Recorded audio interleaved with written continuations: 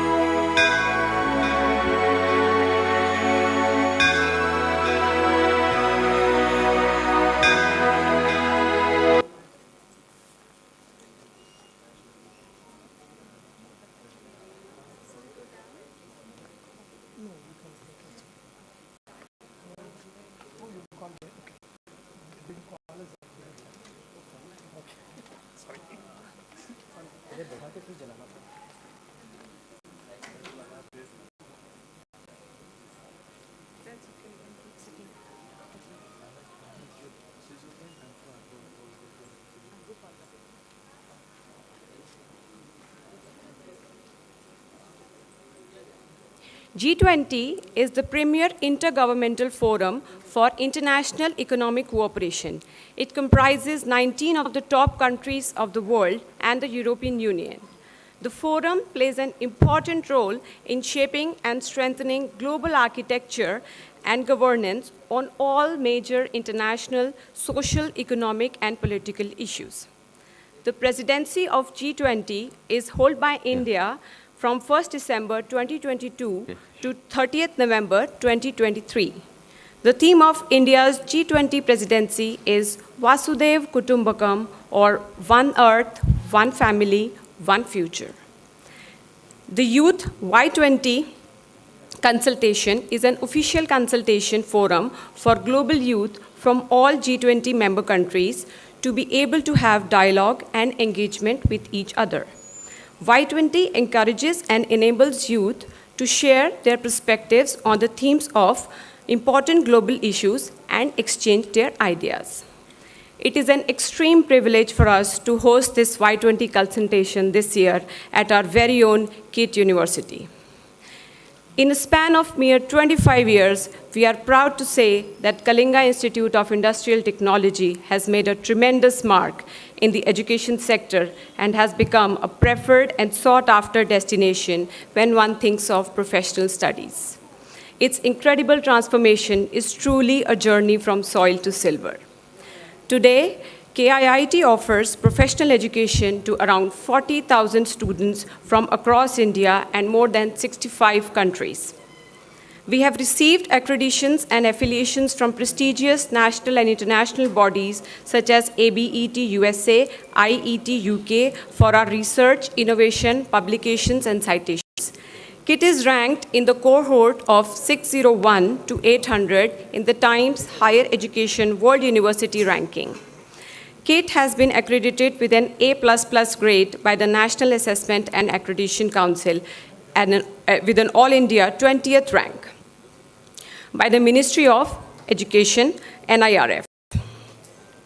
The university has also been conferred the Sports Award and FICCI India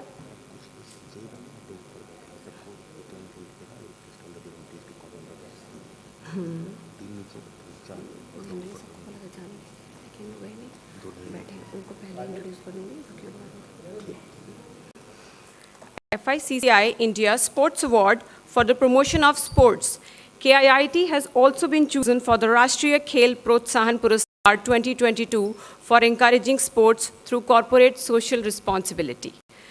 Dr. Achyuta Samanta, lovingly called Samanta Sir, the honorable founder of KIIT and KISS, the epitome of principles, discipline, hard work, and selfless service, with big dreams and a passion to make a difference, has taken this university to such heights which has made us come to this level that we are hosting this extraordinary international event today. We will now proceed with the plenary talk on the sub-theme, Designing Resilient Working Community. We have an august plethora of intelligentsia with us today to carry out some thought-provoking deliberations. To begin with, I would like to mention about Mr. Shailesh Kumar Rai, who is an NSS President Awardee with us. Sir, we extend a warm welcome to you, and we are highly privileged to have you with us today. It is my pleasure to invite Mr. Suman Saurav Mohanty, who is an IAS, and I am also proud to announce that he is an alumnus of KIIT University. He is an additional district magistrate, Paschim Mindapur, West Bengal. He has earlier been posted as subdivisional magistrate, Kalna Purba, Bardhaman, as a joint secretary in Forest Department. He has also authored one book, Public Administration, with McGraw-Hill, India. He is currently pursuing PhD with IIT Roorkee. Let me now call upon the stage Dr. Ranjit Singh Disale. Dr. Ranjit is an educationist. He has made the nation proud by winning $1 million annual Global Teacher Peace Prize, the Global Teacher Prize 2020.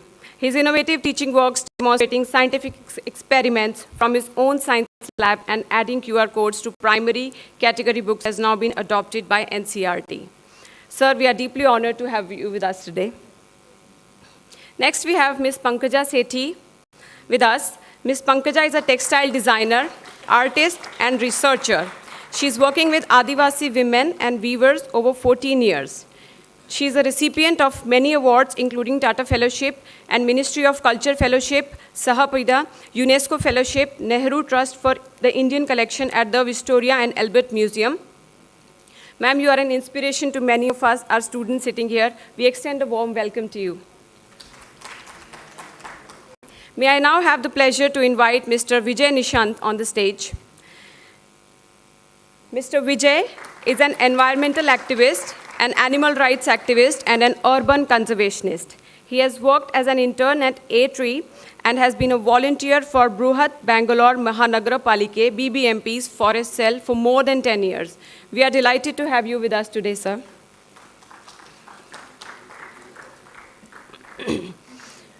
And finally, I invite Professor Akshay Rathore, who is a professor at MIT Singapore. Professor Akshay is an IEEE fellow and is an expert in power electronics and control of electric motor drives. He is a gold medalist from IIT BHU Varanasi. He has 2 postdoctoral researches from University of Wuppertal, Germany, and University of Illinois, Chicago. Professor Akshay will be also moderating the session. Over to you, Professor Akshay, to take forward the session.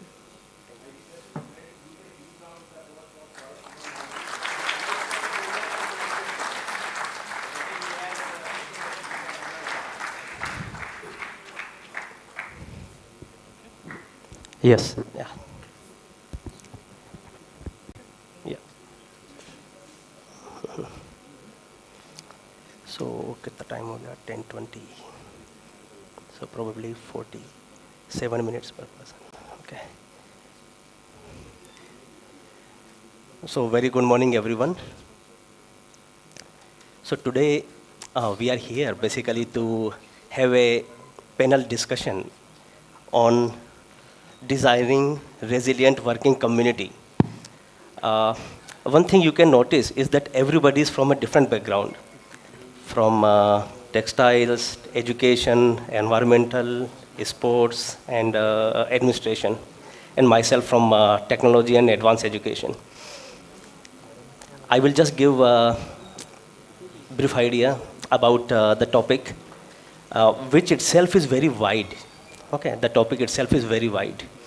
And after that, the panelists will share their views, their background knowledge, their experience stories, and then followed by the question answers.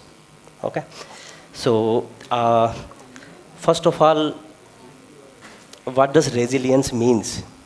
Okay, and why we need resiliency today in 21st century? Earlier in the old timings, right? I don't even know if resilient word exists, right? Because probably resilience was not needed earlier, but now resilience is needed. I come from a power engineering background. Lots of research is going on grid resiliency now because energy demand is increasing and resilience is going down. Okay, so why resiliency? Because Homo sapiens, okay, we are the Homo sapiens. We are quite ambitious. We have taken a lot from the earth, okay, and still we are not satisfied. Everybody is worried about climate change, okay, but the response for the climate change, we are the one, Homo sapiens, right? Suppose, for example, everybody is searching for lithium ion today, right? Everybody is very happy that in Jammu Kashmir we have found lithium ion today. Okay, probably number one. Right now, number one is Chile. And what we are saying that we are number one in lithium ion. Okay. But going in the background, harvesting lithium ion or mining the lithium ion from the earth is not that easy task. Okay. Number one, water scarcity, which is also one of the point here. Resilient communities. Chile is struggling with water scarcity because of this reason. Okay. If we try to harvest or mine lithium ion, the area becomes basically shortage of water. Okay. Earthquake prone, because nothing is free. Okay, nothing is free. Right? Yeah. There are always some negative concerns basically for that. Right? Recently, we have gone through COVID, very hard time of 3 years, right? Education was affected, daily life was affected, social functions were affected, right?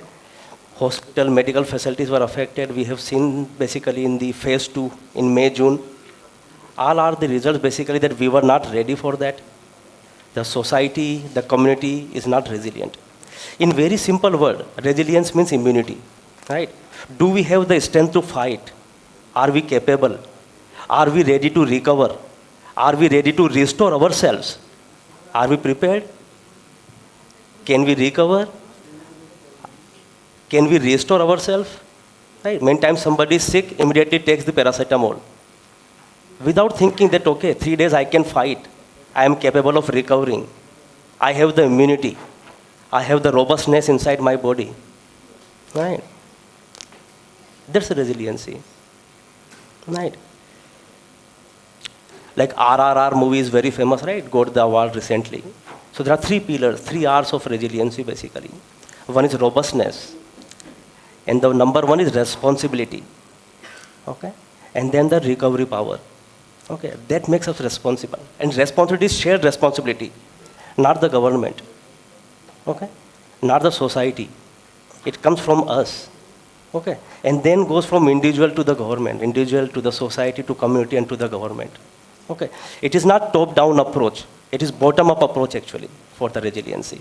Okay, understanding the shared responsibility. Okay, that is the first R of resiliency. Okay, rest comes later. Over time, suppose just I came from Singapore recently. If we talk about resiliency, sustainability, Singapore is a city country. Okay, if suppose there is a damage to one city in India, China, suppose country is still safe. If anything happens to Maldives, Malé, for example, Malé city of Maldives, it's a small city country. Fiji, a small city country. Singapore, a small city country. Mauritius, a small city country. Malta, right, a small city country. Right? If that city is not sustainable or resilient enough, the country wipes away right away. Right? Country wipes away right away. Yeah. So first question already in Singapore, when the Singapore think tank asked to do any change, the first question of the government to the think tank means like the way we have IAS officers, so probably Mr. Mohanty will guide us on that. So there also they have a bureaucrats IAS think tank. The first question in Singapore government always is that, is this sustainable for next 25 years? Or after 5 years you will say, okay, demolish this building, demolish this bridge, make again after 10 kilometers. No. Okay, suppose today in Singapore somebody decides that, okay, from here to here let us make a bridge for the convenience of the people. But if it is not sustainable for next 25 years, if after 5 years you have to break it and make it somewhere else, government is not ready. Anything you do, sustainable for next 25 years. That is the rule of Singapore. Okay, yeah, to make things sustainable. Okay, to improve the resiliency. Okay. So I will just stop here, and we all will get a chance to interact with our panelists, asking questions and answer in the last. So right now I will just pass on mic to each other, and they will share their story, their knowledge, their contributions, and their vision about this topic. Please limit to 5 minutes each. Thank you. So start with Rajni. Yeah, thank you, sir. Thank you so much. And I'm really great honored to be here, speaking here at Y20 Consultation. Actually, I come from a very rural background. I'm basically a school teacher. And when we talk about this theme of rethinking or redesigning the resilient working community, so it's very important right now. It's very crucial as well, because we just recently came out of the COVID-19 pandemic, and it has actually shown us why we need to redesign and rethink the working community, especially in classrooms. The education system was disrupted during the COVID. Even the teachers, students, parents. But the fact was that why the system was not ready to face the challenges like pandemic.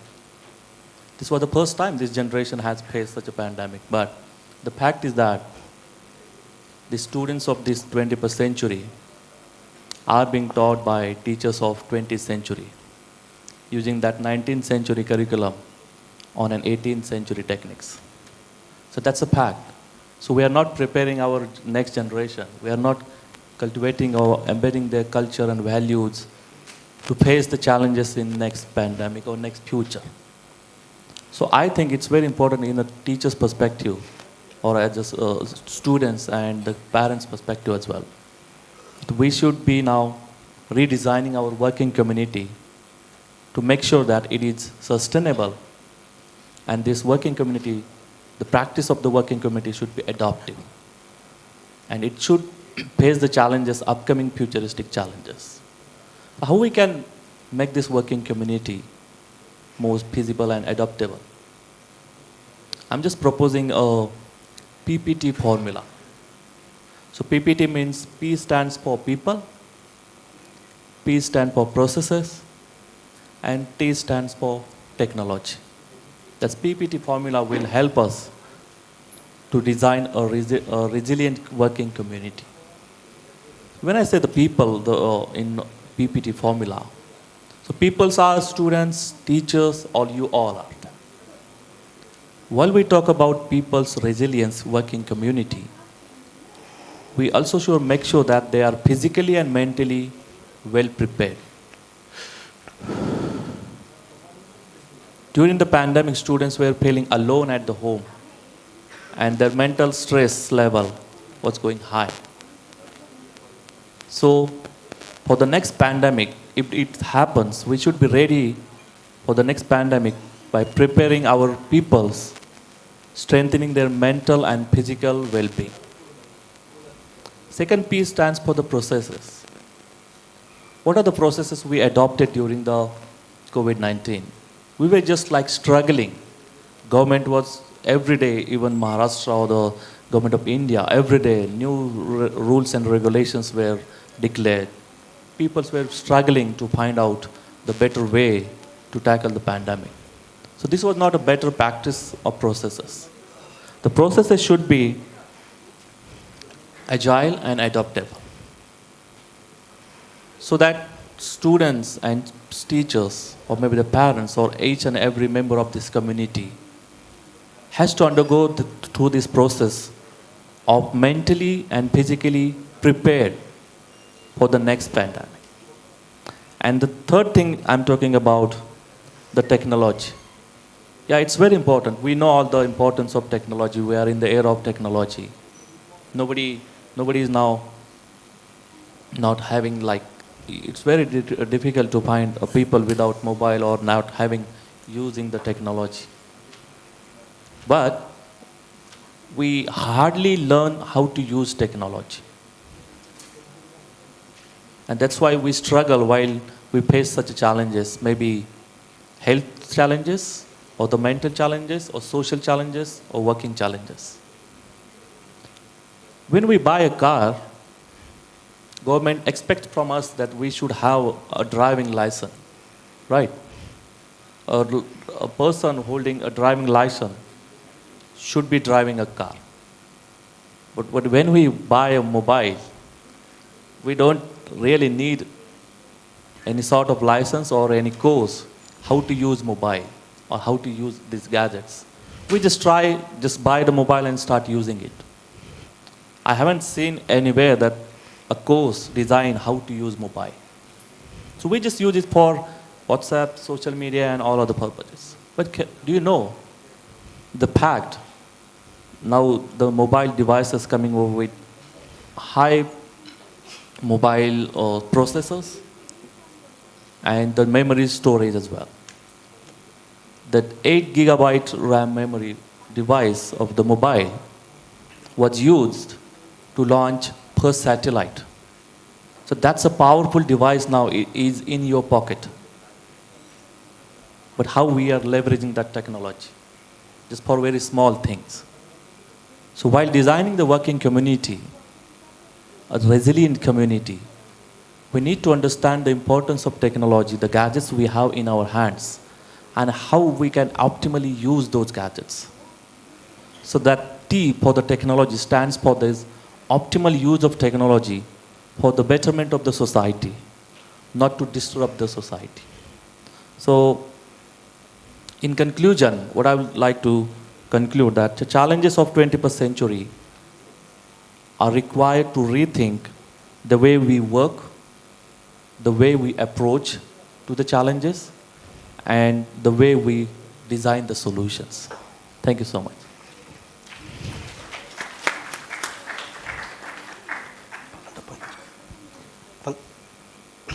Pankaja, next.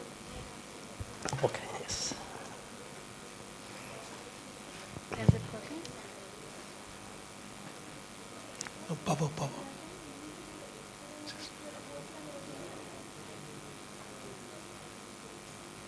This is the one. This is the one. Hello? Working? Yeah. Try. Can you hear me? No. Loudly.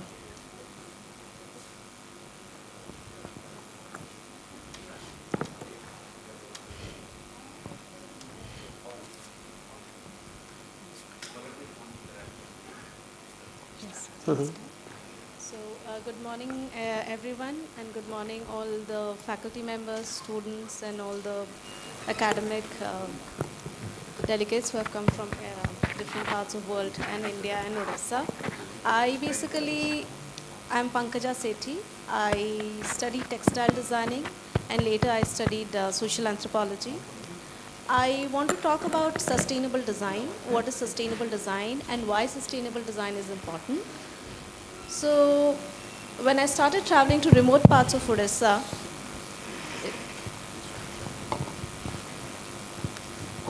am I audible? Yes. Yeah, closer, a bit closer. Yes. So I started traveling to remote parts of Odisha to know the stories of textiles and to understand the knowledge of indigenous textiles and crafts. And while I was traveling to villages, I saw some of the rare crafts which were not documented. So I thought it is very important to do that work. At the same time, I also saw the crafts which are languishing. And third point, I also saw the artisans who were never recognized for the skills they have. And the most important things, some artisans and weavers who have the skill and the knowledge, I mean the knowledge with experience, are struggling to basically, to meet their basic needs, livelihood basically. So in the entire process, when I started traveling, meeting them, living with them and documenting and working with weavers, artisans, Adivasi women in various remote parts of, I've also worked in Bihar also, Orissa also, Chhattisgarh also. So what I believe is our artisans are weavers, they are our living heritage. They have retained the knowledge for many, many years from one generation to another generation. So it becomes our responsibility to protect them, support them, and to create a livelihood, sustainable linkage for them. Because if we lose it, we will obviously lose our craft and heritage. So I would like to show my PPT.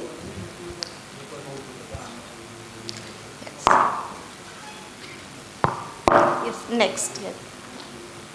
So I wanted to tell through the sustainable design that stories are the most important part of artistic practices. I'll stand, it's easy. Yes. Stories and the stories beyond design. When I went to the villages, I saw the design. I realized design is limiting, but when you know the layers behind the design, the textiles, that is where you know about the community and the craft. And recognizing art practices, recognizing local skill, providing livelihood to preserve, revive, and recreate indigenous handcrafted methods. And I also see art and craft as an education method, also as basically as art therapy. Like I'm very happy with Mr. Can I call you Ranjit? Ranjit, yes. With Mr. Ranjit, what he shared like about education system, but I also see art also as a medium of education. Those people who can't go to school, they can also learn through art as a medium. And then we talk about in the sustainable circular economy, how to reuse waste, how to recreate material. And then when we talk about sustainable business, it means that we are supporting local weavers, farmers, Adivasi artisan, and many people, in the entire chain. So to build the network, we need a craft conversation. How do you start a conversation? Capacity building, empowering people, enrolling community. Sometimes the community is not interested when you're actually doing designing, but how do you create that? Sharing stories of craft, revival, and following the ethics of craft. At the same time, also doing design and innovation. Next slide, please. So here, this was my workshop with Dongriya Konda Adivasi. They don't need it for basically for business because the textiles was for the personal use. I shared, can we create a bag in your design so that you can use it? Can we create a belt in your design so that you... That was a conversation and create, not a top to down situation. That was the way of basically moving ahead. This was another question I asked the students here who are interested in textiles and craft. Can we preserve a language craft, a bark cloth textile which still exists in Orissa, but very small 2 or 3 women weavers are doing?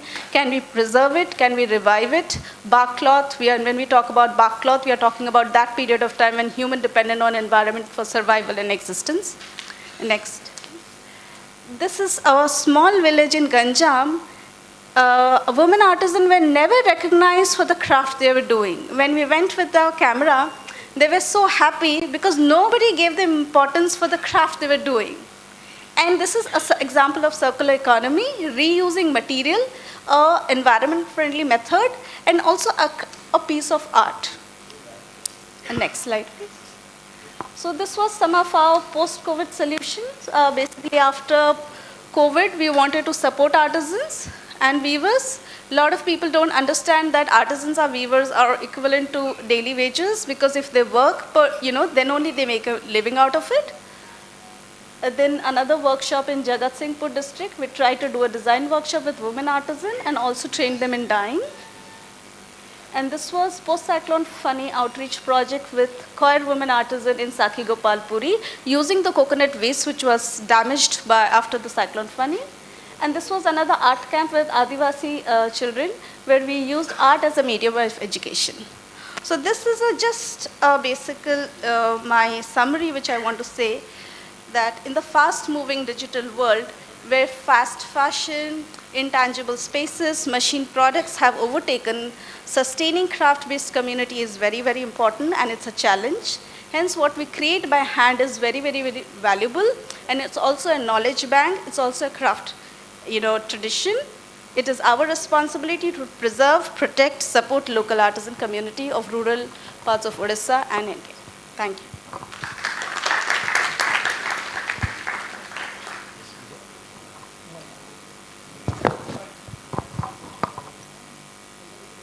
Then I'll start.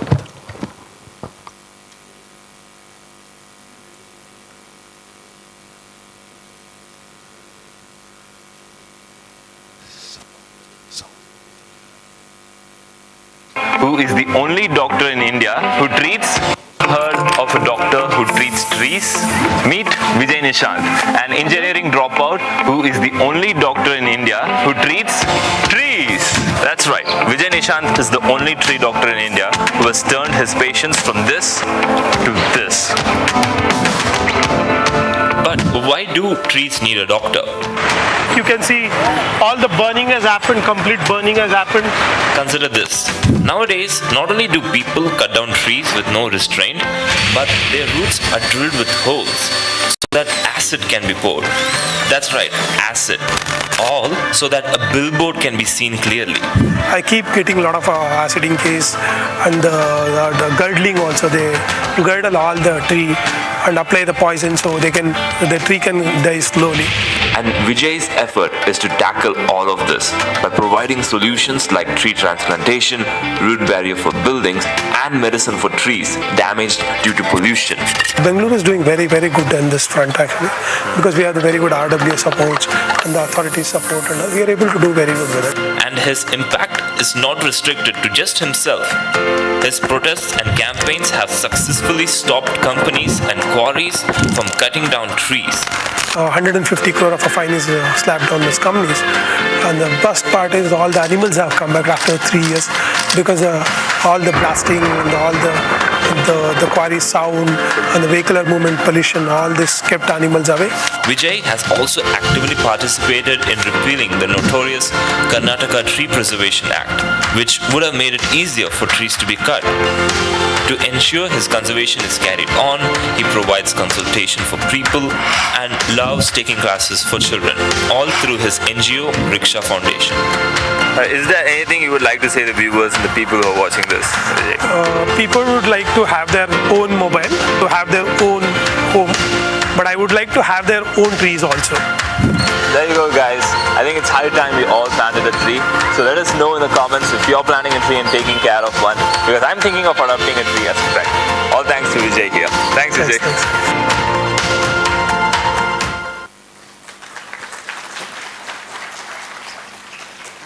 So I'm very happy to be at KIIT. So this is my second time actually. I've been here as a TED speaker. So the one word from yesterday from the delegations, all the countrymen who was there, they were speaking one thing actually. And I'm so happy today the whole like a G20 is opened by the environment minister. And one word they keep using is a sustainability. Everyone. Sir, like Akshay sir and Ranjit sir and even Pankaja Setiji, they keep saying it actually. But in reality it is not. Reality it is not. Do you know why? When I showed you the documentary, people today, do you know what? Most educated people to park their car, so the leaves will fall on their car. They want their home to be seen. They acid the trees actually. That is the level we have reduced it, and that is the impatience we grown towards the environment today. Sir, when you told actually the COVID thing, sir, that is the saddest thing I saw in my life. We kept telling it actually, it's for the next generation, keep it. But you can't believe, do you know what is as a humanity we have failed it? The children can't go outside and explore the world. We keep pulling them into the inside. We are not allowed them to breathe also. We're putting the mask. This is the utmost natural, unnatural thing which has happened to the children actually. We talk about every time sustainability, sustainable development, but there is a huge disconnect with the urban people actually. Sir, let me break it. When they said it, environment activist, let me break it. I'm an urban conservationist. I conserve all the biodiversity inside the city level actually. They kept asking me in those days, like decades ago, why you wanted to become a urban conservation? Why can't you become a good forest? Hey, forest guys knows everything. Yeah. There is a sanctuary they built up and everything. Is the urban people are most consumption is happening. They are the polluter. They're taking everything. I have to keep the aware things and everything. I'm so happy today because when they gave me the kit, when they gave me the kit, you look at the image over there actually. That is full complete. There's an elephant. There are people who are collecting it. Everything was happening. Suddenly I don't know what is this urban mind setup actually. They're grabbing everything, having much more than what we needed. Because one of the minister, like Odisha, the sports minister told, be a minimalistic actually. You take whatever you wanted. Sir, when you take a water, electricity, whenever we tell the environmentalists, use it carefully, we asking you to use, not to abuse it actually. Take it as much as you needed actually. But today what is happening is, the disconnect, what is happening is like the urban children they don't know what tree, what animals, where to go from the product where they are getting. That is a huge disconnect which is happening. We have to be very careful. You won't believe me, like I come from the part of the Western Ghats, which is much more older than Himalayas. Today it has been plundered like anything. Political class doesn't have any clue about that one actually. The political class itself is saying cut the tree, let us, development wanted, sir. Who doesn't want the development? Everybody wants it. When you yourself is not standing for a sustainability, what do you call as a development? Sir, Ganga goes, Kaveri goes, whole India goes actually. This is put up in our every paper actually. Every day you put up, Every day they're putting up and they even taught us in a when we were a child and everything. Why it is not today it's happening? That is disconnect is what is making us breaking and everything. Now whatever you speak of sustainability, the big words and everything, it will not happen until unless you conserve your forest and everything. And today, I can't tell you, few species have gone extinct actually. And look at the India has been a positive conservator. Giving a 50 years, I'm so proud to tell you that today Prime Minister of India has come to the Karnataka, Bandipura. He opened up a project Tiger. It's only 50 years it took us to bring back all those species actually. Sir, India is the only country which you have seen like the tiger, elephant, and the lions are roaming very freely. It is only we allowed them to do it actually. How can like India, now I'm so happy to tell you the word Vasudhaiva Kutumbakam, what it has done. Yesterday also one of the dignitaries has told, we were caring for others more than what we are. Somewhere we lost it actually. The word has lost it. India, it's never been. We put our hand together for Surya. We put our hand together to the tree. We given a bagina. We make a puja for when the rivers come full actually. Why we did it? There's a constant, remember why even when we start our marriage, like any rituals and all, why we include the environment? Today we have lost that one actually. And the biggest disconnect, as I told the urban children and the people, that is where we have to bring it. It's my kind request to all of you, like a KIIT, is please open up some environment club in your place and start planting the tree. And I wanted to ask openly, Sir Achyuta sir, he has been a great educationist. He has taken the people so nice and everything. Because this institute takes care of all the indigenous species. They have to take care of the forest also. Actually. That is my biggest prayer. I would request you all each and everyone to anywhere you have come from actually, or this institute KIIT, what is trying to do is, whenever the student goes out of the institutes, when they're completing the education, such a premium thing is, I would request you to make a promise with them, write a letter with them, that they will plant 10 saplings and they'll show it to the institute as a gratitude actually. So you're taking the human being, take the care of the environment also actually. So now, I wanted to check this image. Why Vasudhaiva Kutumbakam? That one word, one like a family, one future. Why we are saying it actually? This attitude was always there. We are one all. We always one. Because Shiva, I put up a Shiva, or you would like he's a destroyer. Why you put the? Sir, if you're not going to listen to the environment, settled one, the pandemics will be coming back at you. This is not a one, like a 10 it will going to come at you actually, it will going to wipe out. It will be a 7th extinction. So what I'm trying to say, when you finish your education, you give back something to your parents, no? People keep asking me, Vijay, why you so hardly fight it with every level of the tree, single tree, bigger tree, everything you fight, the governments and all. I tell every breath what I take, it's from the tree actually. How can't I think about the tree? How can't I can give back the tree? So if you're not taking care of the environment, it will slaughter you. And that is the resilience we have to keep it, and actually that is the design that most it will work. Otherwise, Shiva is a destroyer, he will be standing at the threshold. Why I put up that message means because there is a tree, there is a mountain, there is a rat, there is everything. The family is coexisting as a one family. That will only happen when you respect the environment and take care of the environment. I don't know who you are. You're an engineer or doctor, you're whoever you are actually. Please start contributing the environment actually, because you've taken so much from the environment, you have to give it back. I'm so proud being this year, India is taking a lead actually. It is our responsibility to carry this Vasudhaiva Kutumbakam. We are all one message, like not before like anything. It's a responsibility at each and every people here. And that is what I came for here to do it and everything.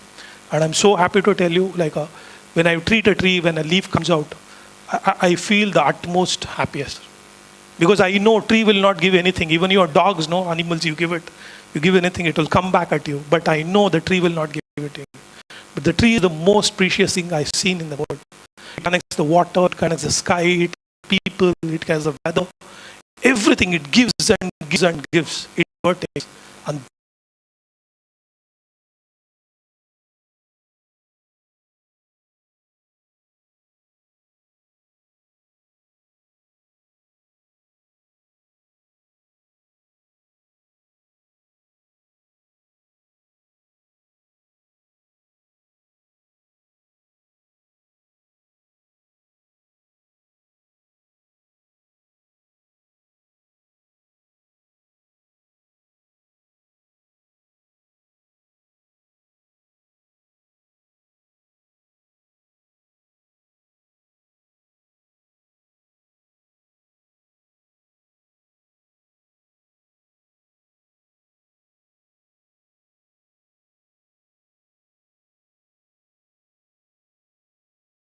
come to everyone through environment.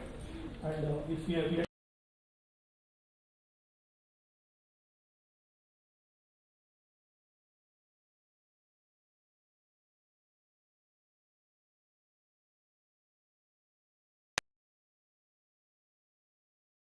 it's one of the Mahavakyas, what it has written. So we look into our side, we start contributing to the environment, everything will come together actually. Thank you.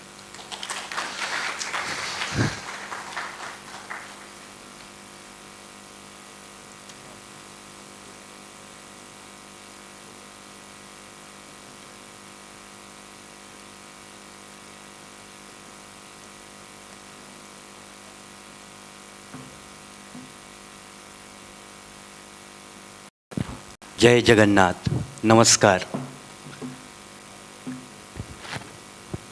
G20 की अध्यक्षता कर हम भारतवासी काफ़ी उत्साहित हैं और अपने आप को गौरवान्वित महसूस कर रहे हैं। In line with our ancient wisdom and in order to translate the idea of Vasudhaiva Kutumbakam, whole world is a family, we Indians are quite enthused. मेरा नाम शैलेश कुमार राय है और मुझे जो टॉपिक मिला है आज के लिए वो है काम का भविष्य, उद्योग 4.0, नवाचार और 21वीं सदी 21st century. The future of work, Industry 4, innovations and 21st century skills is the title, is the topic of my presentation.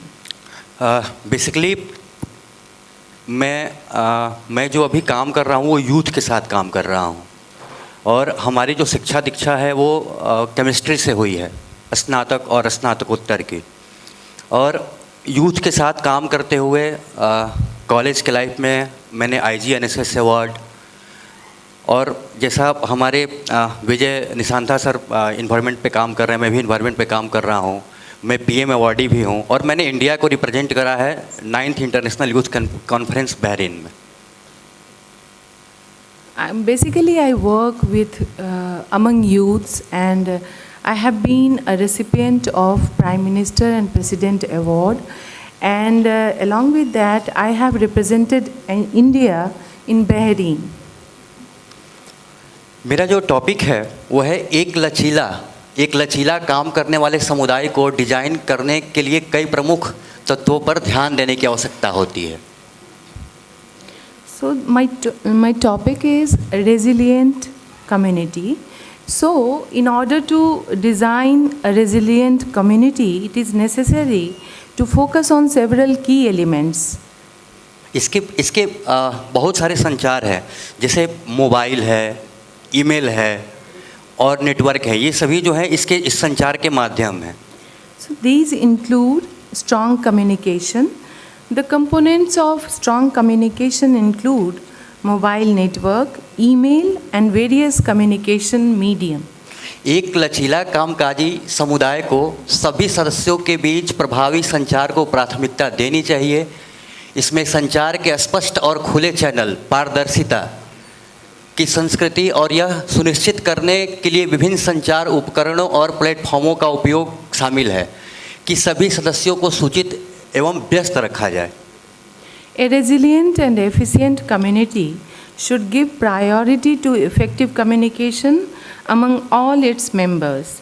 This includes clear and open channels of communication, a culture of transparency, and the use of various communication tools and platforms to ensure that all members are well informed and engaged. जैसा figure में देख रहे हैं कि leadership ऐसा होना चाहिए जो अपने साथ जो कलीग हैं उनको स्टेप बाय स्टेप जो है वो प्रमोट करे। As visible in the picture, leadership should be as such which could promote everyone in a systematic, step-by-step manner. ये जो फिगर हम देख रहे हैं उसमें एक लीडर है, एक लीडरशिप है और उसके डायरेक्टरीज हैं, बहुत सारे डायरेक्टरीज हैं, लेकिन वो क्या है, लीडर एक है लेकिन जो उसके डायरेक्टरीज है सभी समतल है, सभी सामान्य हैं। A good leadership always construe everyone equally in a resilient working community. सहायक नेतृत्व, प्रभावी नेतृत्व एक लचीला कामकाजी समुदाय को बढ़ावा देने की कुंजी है। नेताओं को अपनी टीम को प्रेरित करने, समर्थन और मार्गदर्शन प्रदान करने और चुनौती या संकट के समय उदाहरण के द्वारा नेतृत्व करने में सक्षम होना चाहिए। Collaborative leadership for an effective leadership is the key to promoting a resilient and efficient community. Leaders should be able to inspire and motivate their teams, provide support and guidance, and lead by setting example in times of challenge or crisis. Figure में हम देख रहे हैं किस प्रकार से एक दूसरे के प्रति सहयोग की भावना है। हम सभी एक साथ जुड़े हुए हैं, हम सभी एक साथ कनेक्ट हैं। As evident in the picture, collaboration means all are interrelated and work cooperatively, joining hands together. एक लचीला कामकाजी समुदाय बनाने के लिए सहयोग और टीम वर्क आवश्यक है। सदस्यों को एक साथ काम करने, ज्ञान और संसाधनों को साझा करने और साझा लक्ष्यों को प्राप्त करने में एक दूसरे को समर्थन, सहयोग करने के लिए प्रोत्साहित करना चाहिए, किया जाना चाहिए। Collaboration and teamwork are essential for building a cohesive and efficient community. Members should be encouraged to work together, share knowledge and resources, and support each other in achieving shared goals. Leader का व्यवहार अपने colleague के साथ, जिनके साथ वो काम करते हैं, उनके साथ एक समान होना चाहिए। वो लॉयल्टी होनी चाहिए उनके अंदर। Flexibility means the leader assigns equal status to each colleague without any subjectivity. He should be loyal to everyone. लचीला काम करने वाले समुदाय को अनुकूलनीय होना चाहिए और बदलती परिस्थितियों का जवाब देने में सक्षम होना चाहिए। इसका मतलब है कि अप्रत्याशित चुनौतियों के जवाब में तेज़ी से आगे बढ़ने की क्षमता होनी चाहिए और यह सुनिश्चित करने के लिए आकस्मिक योजनाएं होनी चाहिए कि संचालन व्यवधान की स्थिति जारी रह सके। Resilient communities should be able to adapt to changing circumstances and respond to unexpected challenges. This means being able to quickly move forward in response to unforeseen challenges and having contingency plans in place to ensure continued operation in the event of operational disruptions.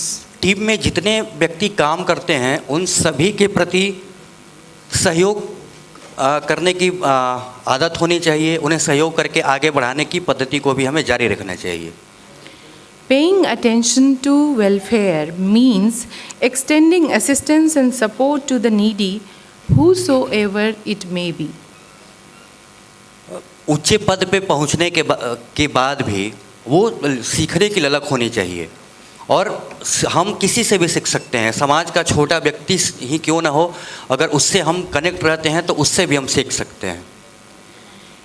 Even achieving high status, lifelong learning should be the goal of good leaders.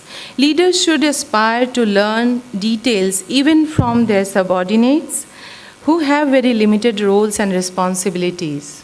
मानसिक स्वास्थ्य अति आवश्यक है। हमारे team में काम करने वाले जितने भी लोग हैं, लीडरशिप को ये चाहिए कि उन्हें मोटिवेट करके उनके अंदर जो मानसिक तनाव है उसको दूर रखें। Mental health is equally and extremely important. Therefore, leaders should motivate their colleagues regularly in order to create a stress-free environment. महामारी ने कर्मचारियों के बीच उच्च स्तर की चिंता और तनाव पैदा किया है, इसलिए कार्यबल की मानसिक भलाई को प्राथमिकता देना आवश्यक है। कंपनियां नियमित अंतराल को प्रोत्साहित कर सकती हैं, कल्याण कार्यक्रम आयोजित कर सकती हैं और अपने कर्मचारियों को परामर्श और सहायता प्रदान कर सकती हैं। मानसिक स्वास्थ्य को ध्यान देने से उत्पादन में सुधार होगा, काम की गुणवत्ता में वृद्धि होगी और लचीला कार्यबल विस्तृत होगा। The pandemic has created high levels of anxiety and stress among employees. Therefore, prioritizing the mental well-being of the workforce is essential. Companies can encourage regular intervals, organize wellness programs, and provide counseling and support to their employees. Focusing on mental health will improve productivity, increase work quality, and create a more resilient workforce. विकसित होता रोजगार एक ऐसे कार्यबल की मांग करता है जो कुशल और अनुकूलनीय हो। कौशल विकास को प्रोत्साहित करना और आजीवन सीखने के अवसर प्रदान करना प्राथमिकता देनी चाहिए। प्रशिक्षण कार्यक्रम, शिक्षुता और परामर्श कार्यक्रमों में निवेश करने से कर्मचारी कौशल सेट में वृद्धि हो सकता है। Encourage skill development and lifelong learning. A developed job market demands a workforce that is skilled and adaptable. Encouraging skill development and providing opportunities for lifelong learning should be prioritized. Investing in training programs, education, and mentoring programs can enhance employees' skill sets, making them more competitive and adaptable. विविधता और समावेश की संस्कृति को हमें बढ़ाना चाहिए। हमारे साथ काम करने वाले अलग अलग प्रदेश के लोग होंगे, अलग अलग स्टेट के लोग होंगे, अलग अलग संस्कृति को जानने वाले लोग हैं, तो हमें उन सभी के विचार को समावेशित करके और फिर उन्हें आगे बढ़ाने में प्रेरित करना चाहिए। We should promote a culture of diversity and inclusion. A diverse and inclusive workplace environment promotes innovation, creativity, and increases flexibility. Companies should provide equal opportunities and cultivate a culture that celebrates diversity, ensuring that all employees feel valued and respected. एक विविध और समावेशी कार्य वातावरण नवाचार, रचनात्मक को बढ़ावा देता है और लचीलापन बढ़ाता है। कंपनियों को समान अवसर प्रदान करना चाहिए और एक ऐसी कार्य व्यवस्था संस्कृति बनानी चाहिए जो विविधता का जश्न मनाए। यह सुनिश्चित करे कि सभी कर्मचारी मूल्यवान और सम्मानित महसूस करें। A diverse and inclusive workplace environment certainly promotes innovation, creativity, and increases flexibility. Companies should provide equal opportunities and cultivate a culture that celebrates diversity, ensuring that all employees feel valued and respected. Thank you so much. Thank you.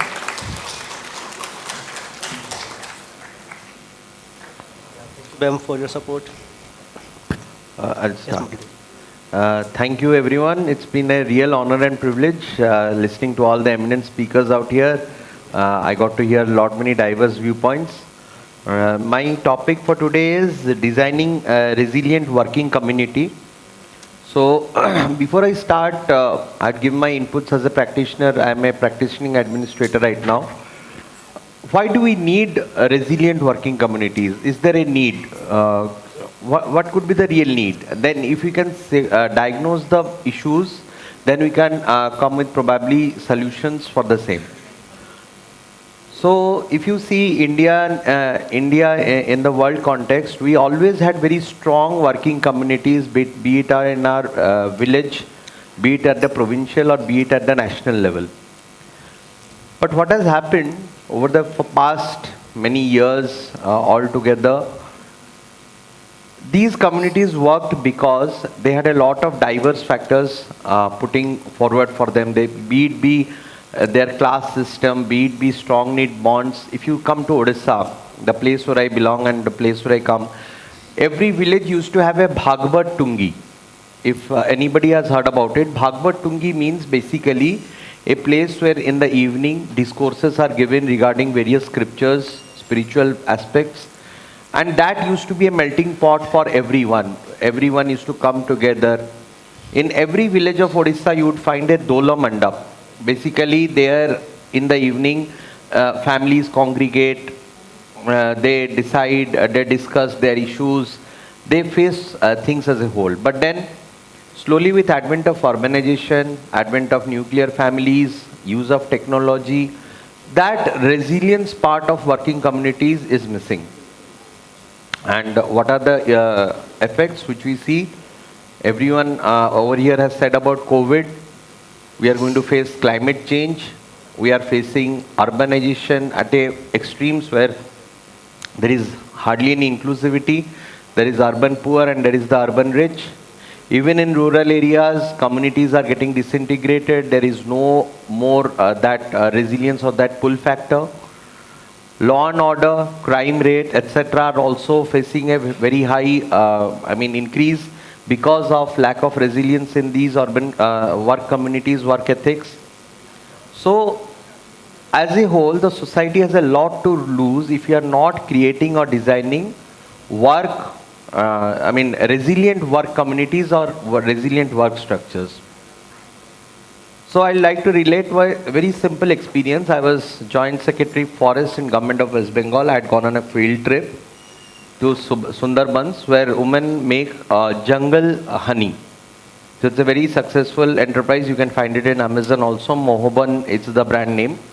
So we were just going around. I had a World Bank team with me. We are going around. We're seeing issues on how to finance them, how to make them grow bigger and better. So in one village, we saw a very good quality of honey and we asked them that what is the reason, etc. and we'll give you extra packaging, etc. So they explained their processes, they put a lot more effort, they are more hygienic, etc. So we said that we will give you a better price for the same. Lo and behold, to my utter surprise, the woman in that community said, no sir, if you are going to give to all of us. I said, but you are getting a better price. There is no point for you to be tagging along with others. We might not give all of you the same. No, they said, no sir. Suppose if our adult bees or female bees die due to some tragedy, etc., they are always more than eager to help us in giving us their bees. So when they have given us in our points of crisis, when we are going to get benefit, it should be shared mutually and across all. So that I mean, while I was preparing for my talk today, that struck me that yes, a powerful and resilient work community with, with strong bonds, that works and that works wonderfully well. If you see Mission Shakti in Odisha, our SHG movement, Samant sir, this 25,000 or 30,000 strong network of tribal children. So all these communities are there, they are powerful. So what are the learnings can we take from them which can be implemented on a larger scale? To create more powerful and more better resilient work communities. First, respect diversity. If you see,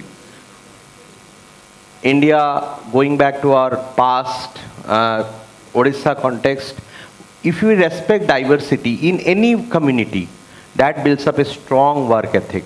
So, first of all, there should be no differences. There should be every effort put to acknowledge, admire, respect the diversity of the people.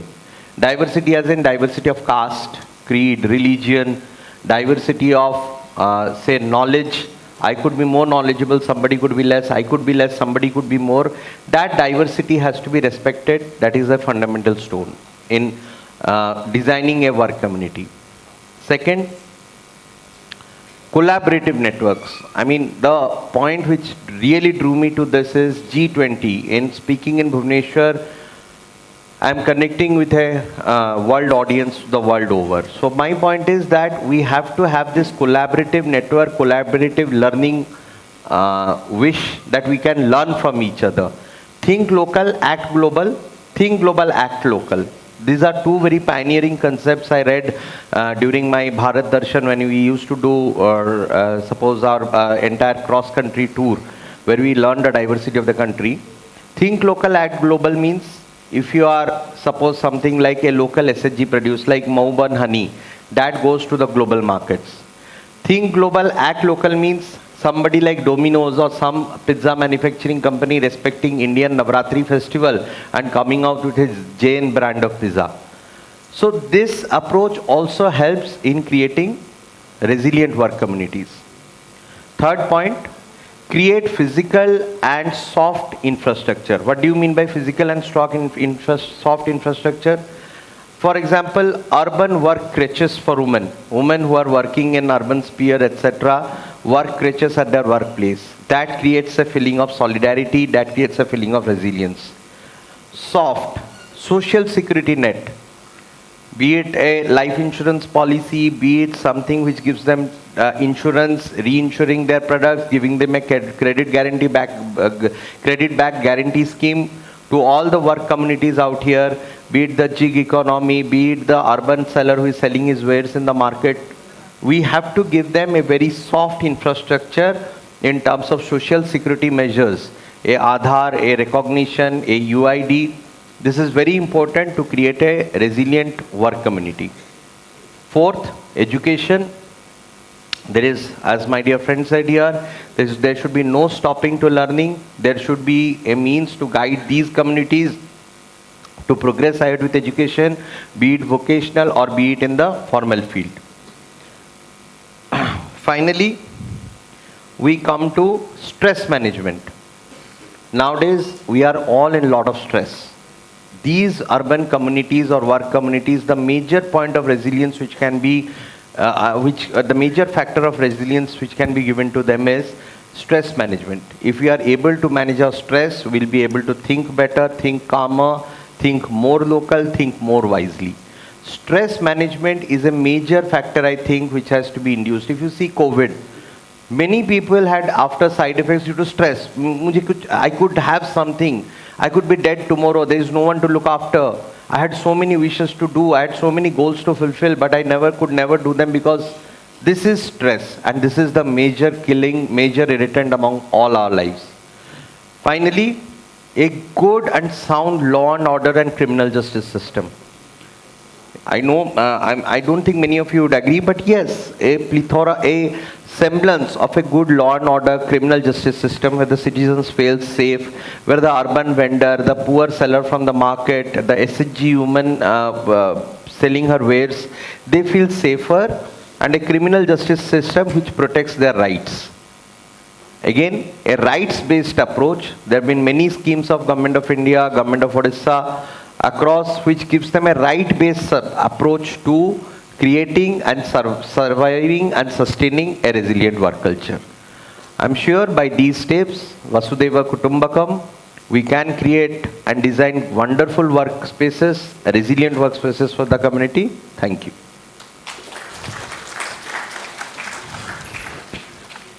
So thank you everyone, and it was really wonderful listening individual panelists on different topics. I think we could gain knowledge on technology, circular economy, environment friendly, continuous and lifelong learning, an important part safety.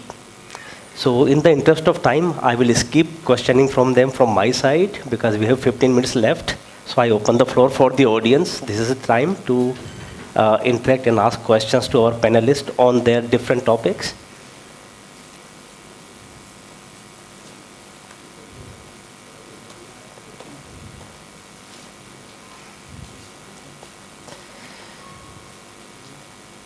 See, one of the topic was community engagement. So engage yourself, ask question, and shared responsibility. You are also involved in that.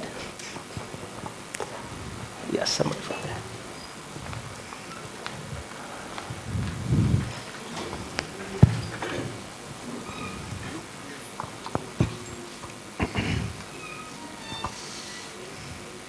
Good morning, everyone present here. My name is Jakit Abdullah.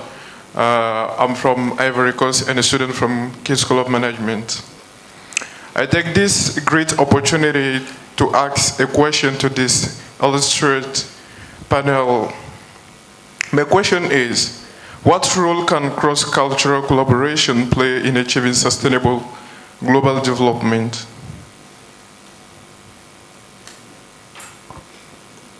Yes, anyone can take it.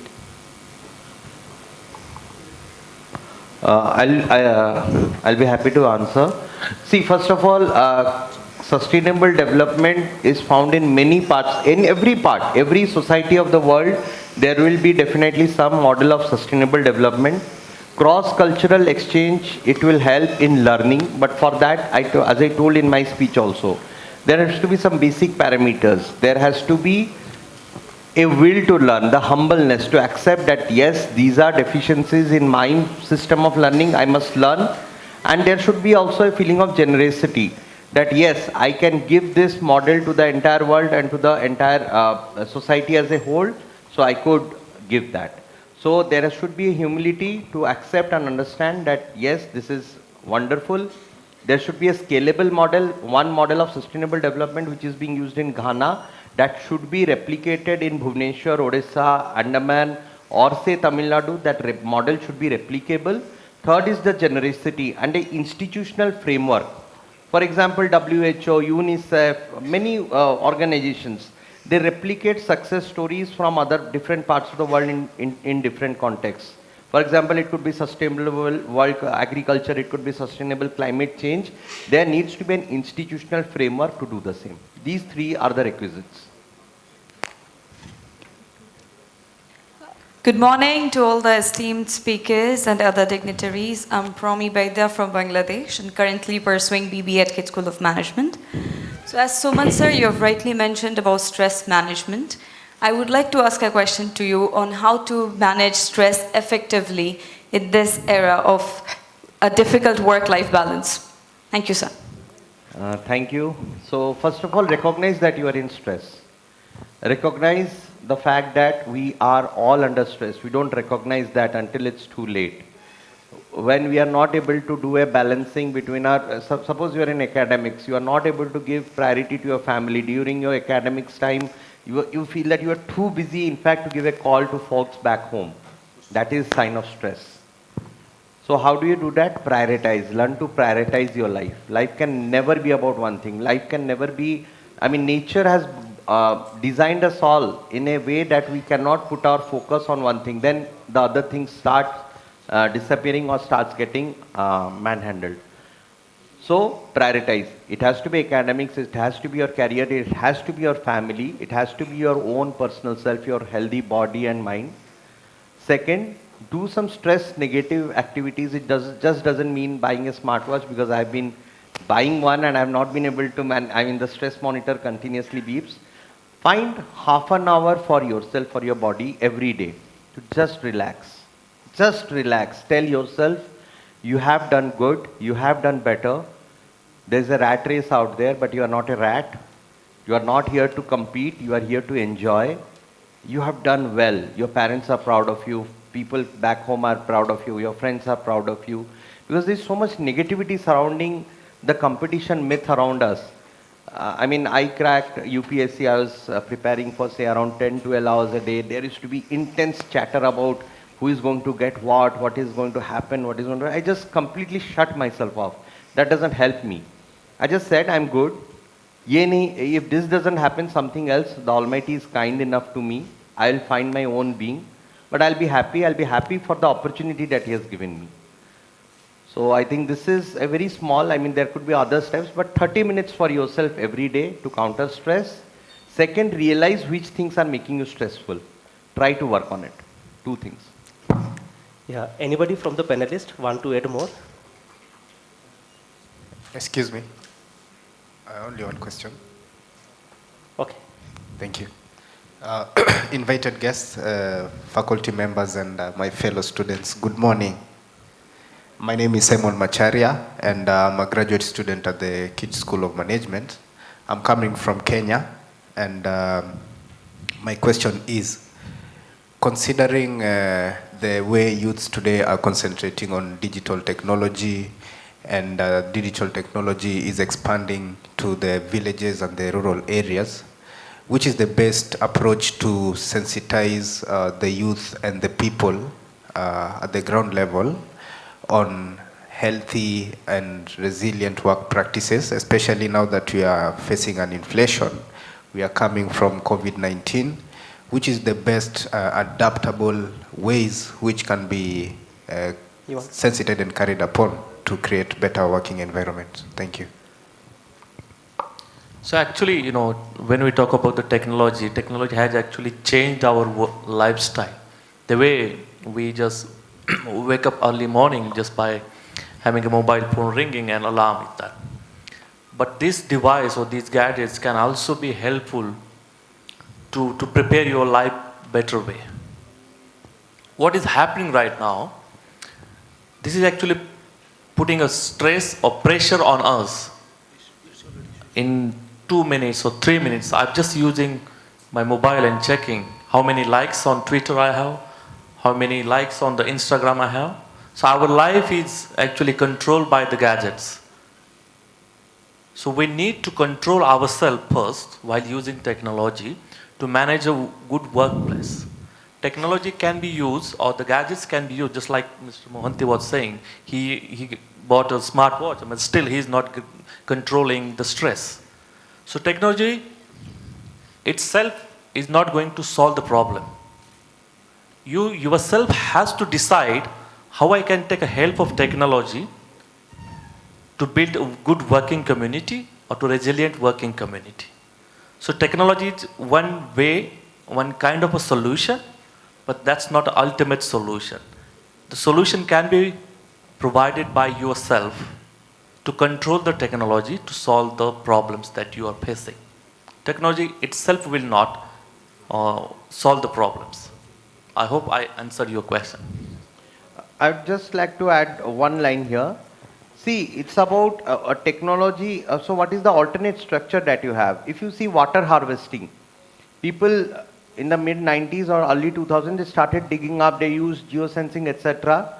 And they realized that traditional and ancient water harvesting structures which are prevalent in different parts of the country, they serve the same purpose. And they reverted to that, and the results were, lo and behold, much astounding. So point is, let us go back, let us take a step back, look at history, look at our ancient scriptures, see which is the best medium for disseminating the same. As I told, in India, especially in villages, there are many mediums in which you can help and disseminate the same. In urban India, there are concepts of resident welfare associations across gated townships. There is concept of, say, mohalla sabhas. where people across community come together, discuss issues plaguing their particular society, etc. Use these channels and use combined technology. Use traditional methods, combined technology. So if I answer it like, whenever see, I've been like an engineering student actually. I dropped it after third year because I was knowing what I'm supposed to do with it actually.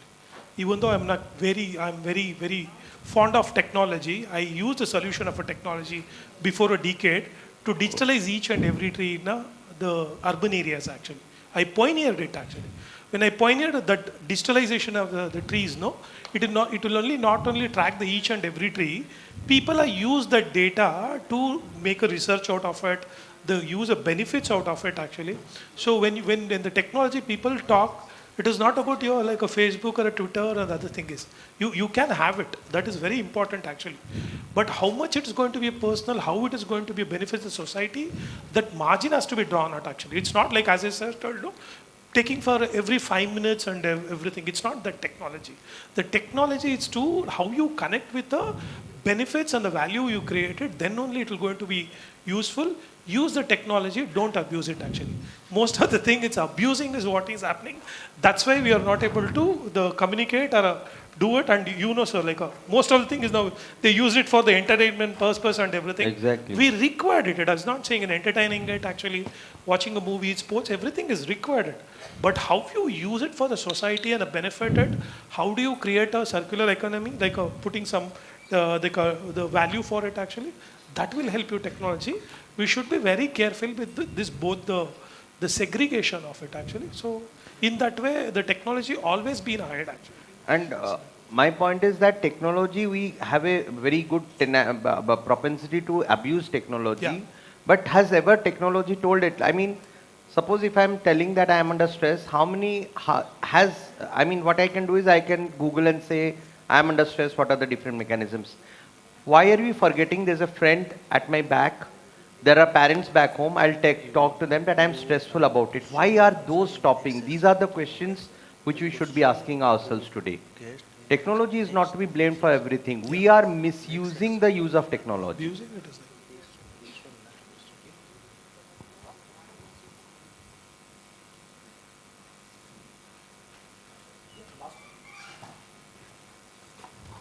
the girl is there. She's I'm asking. sure- One more. We can take one more. I'm Yeah. sure the students have, okay, one last question. Yeah, the last one. Okay. School of Mass Communication. So my question was for you, Vijay sir. That is, what is the message do you want to give to the youth on saving the environment?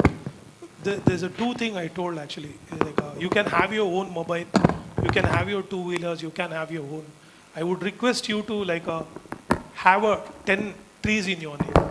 And that is the best you're going to do it for the society actually. Because everybody, when a sustainability, anything comes, I have seen people talking and talking and talking. There is no action. When it's not easy to grow 10 plants, man. You will go to remember me. If you start today, you will know the benefits of whatever the tree it is not, you will go to get it actually. And when you plant it, you take care of it, what the patience it will teach the tree, you will know what to do with the environment and everything. My kind request all of you here, plant 10 saplings and take care of it. And that is the message I am carrying in here actually. Thank you. Bolo. One thing, I will translate what you say. sister, आपने बहुत अच्छा सवाल करा है. Yeah, he told you, asked a very, very good question. Basically, when you talking about youth, हम जब youth के बारे में बात करते हैं, तो हमें लगता है कि यूथ को संदेश देने की कोई आवश्यकता नहीं है. बेसिकली इंडिया में. Yeah.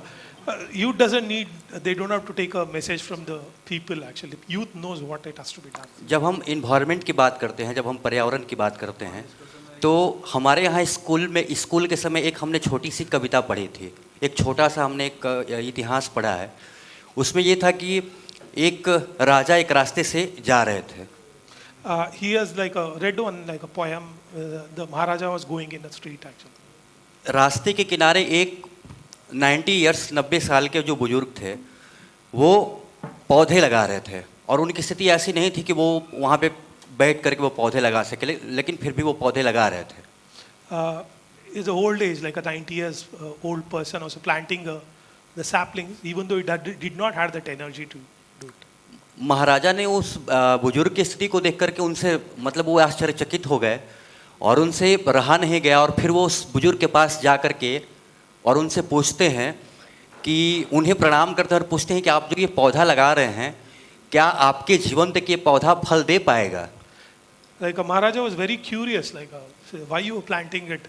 Is it going to, you will get any benefits from it actually, from the plant? तो उनके महाराजा के प्रश्न को सुन करके वो जो बुजुर्ग थे उन्होंने उस महाराजा से कहा कि मैं ये पौधे अपने लिए नहीं लगा रहा हूँ, मैं जो ये पौधा है ये अपनी आने वाली पीढ़ी के लिए लगा रहा हूँ ताकि जो हमारी जो नेक्स्ट जनरेशन जो अगली पीढ़ी आएगी वो इस पौधे का फल भी खाएगी और इसे छाया भी प्राप्त करेगी. So he's telling the whatever the fruit not is for mine, not for mine actually, for the next generation actually. So that is the thing. तो ये यूथ के लिए ये एक सबसे बड़ा मैसेज है, इंफॉर्मेशन है. तो हम यूथ हैं और हमें लगता है कि बेसिकली मैं हिंदी भाषी क्षेत्र से आता हूँ और मैं जहाँ पे भी हूँ मैं यूथ के लिए अपने भाषा में काम करता हूँ. अपने क्षेत्र जो हमारा जो लैंग्वेज है वो हिंदी है तो मैं उनके साथ काम करता हूँ. तो हम जहाँ भी रहें, हम जिस भी समाज में रहें, तो वहाँ की जैसे मैं एज ए स्टूडेंट हूँ, मैं अगर विद्यार्थी हूँ, मैं पढ़ रहा हूँ, तो हमारी सोशल इशू जो भी है उस पर भी हमें सोचने का सकता है क्योंकि सोशल इशू जो है वो फिर हमारे माथे के ऊपर ही आएंगे. इसलिए हमें पढ़ाई के साथ साथ अपने समाज की जो गतिविधियाँ हैं उस पर भी ध्यान रख करके और आगे कार्य करना चाहिए. Thank you. It's not only taking care of ourselves actually, we have to take care of the surroundings actually, and that will only going to sustain us actually. That is the whole point.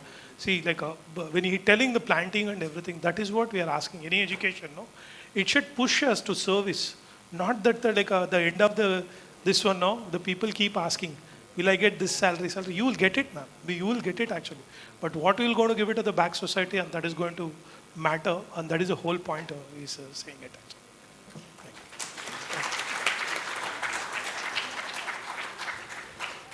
Ma'am, one minute, I'll take it.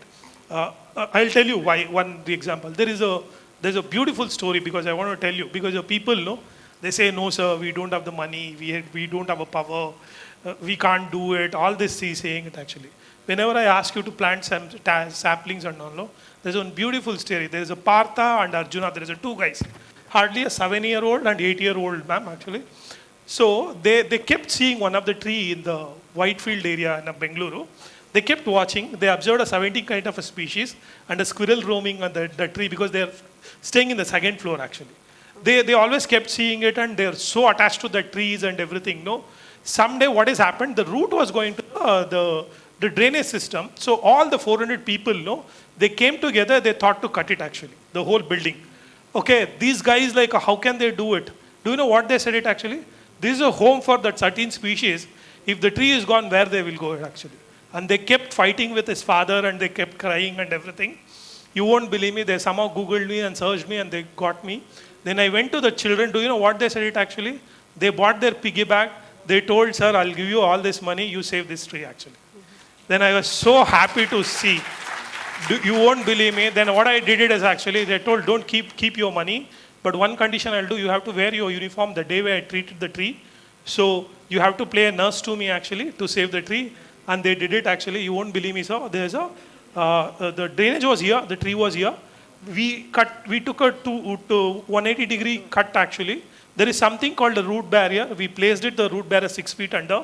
So the root won't go to the drainage and everything. We treated all the root and everything. And they helped me. We are able to place it and save the tree and the drainage also. And you won't believe me, those children collected the money with every 400 people. Do you know why they did it actually? So they can understand how important one single tree. Today I am so happy to tell you that people with all the resilience, they got a recognition from the Krumbegale, who's a granddaughter. She sent a certificate from saving for a one tree from the London, and they featured as a real heroes in a Republic TV actually. So what I'm trying to say now, if you really wanted to help, it will help you out actually. Thanks. I'm sure there are a lot of questions in the inquisitive minds of students, but because of paucity of time, we have to end the session here. And I would like to thank all our esteemed speakers for taking out their valuable time and sharing insights with our students. I'm sure that our young students have taken back many learnings and ideas for their future. We look forward to interact with you and learn from you again. Now, may I now invite Dr. Saroj Mohapatra, Director, KIIT School of Management, and Professor Sumita Mishra, Dean, KIIT School of Management, to please felicitate our esteemed dignitaries.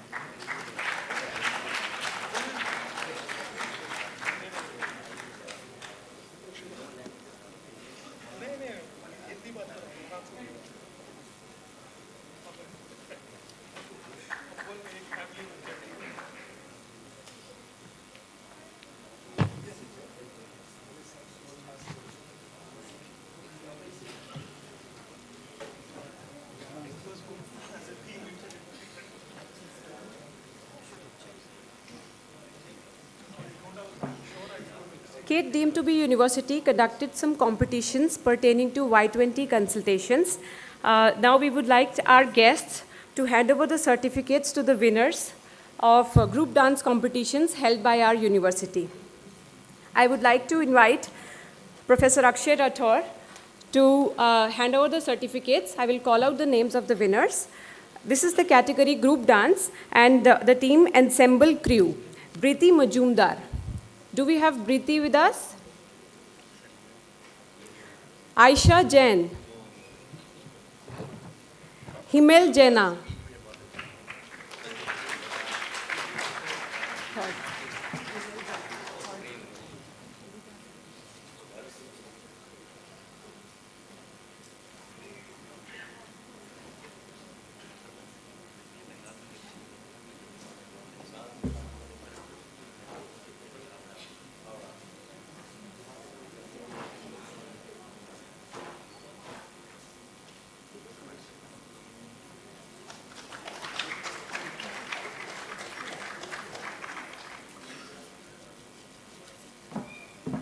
Siddharth Beck.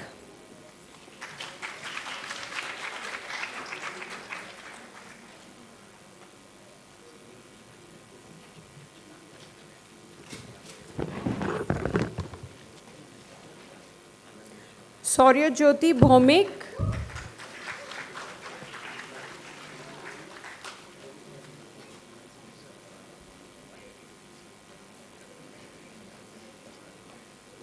Rohan John.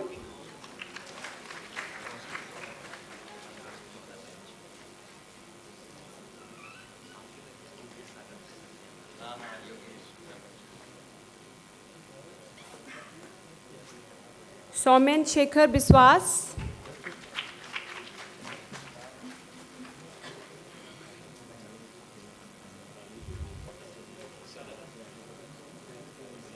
Pallavi Pandap.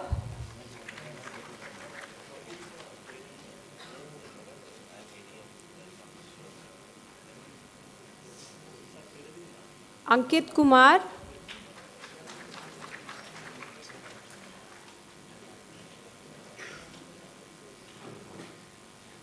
Can we have a round of applause? These are winners of the group dance. Anushka Raj.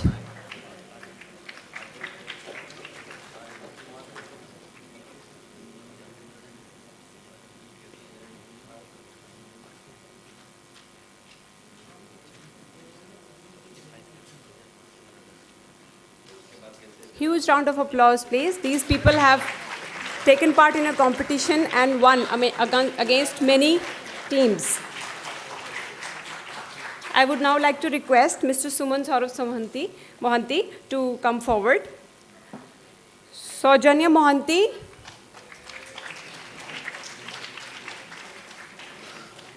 Anvesha Sahu.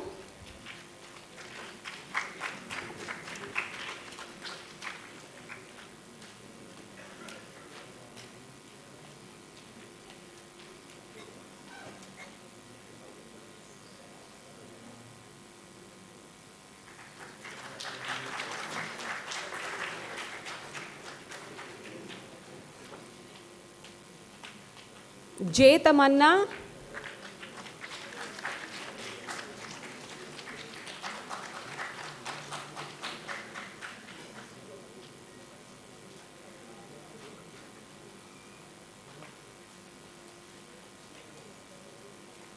Aditya Sinha.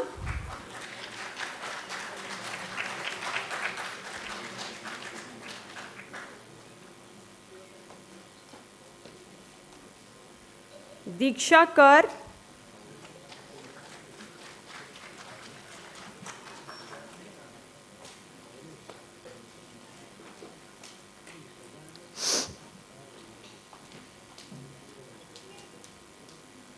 Nishita Brahma.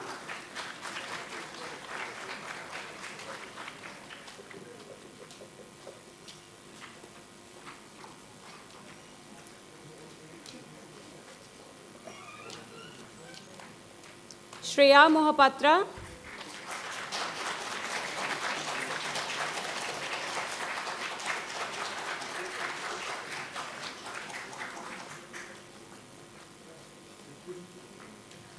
Janvi Tripathi.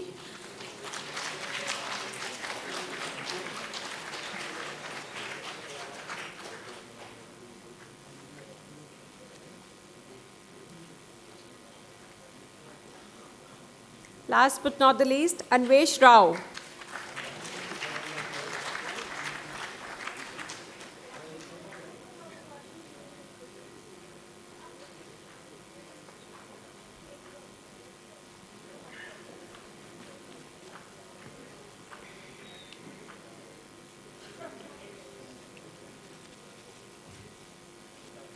Thank you so much, Sumant sir. Now we have another team, Team Do You Crew. And the winners are, I would like to invite Pankaja Sethi ma'am, Mandeep Das,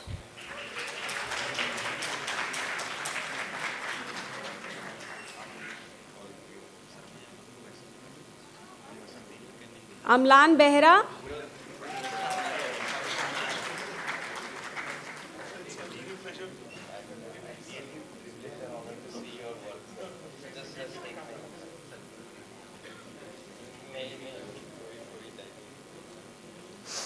Mausami Nayak,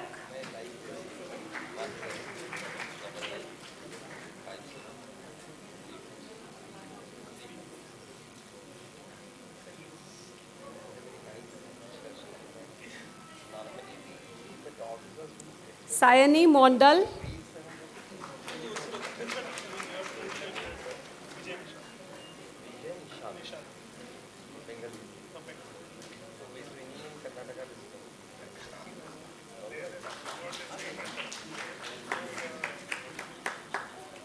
Samarthya Panigrahi.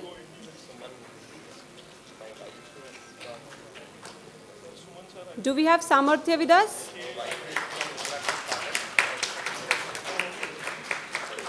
Manaswini Patnayak.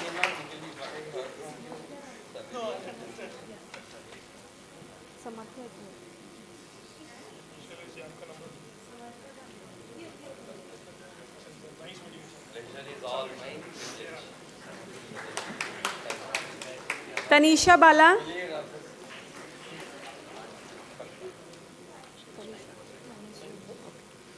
Manaswini.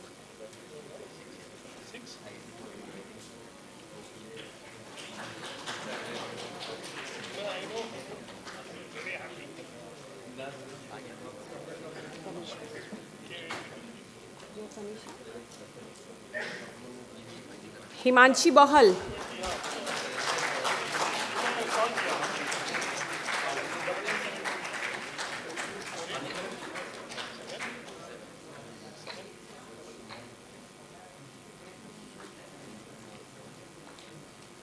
Roshan Aryan.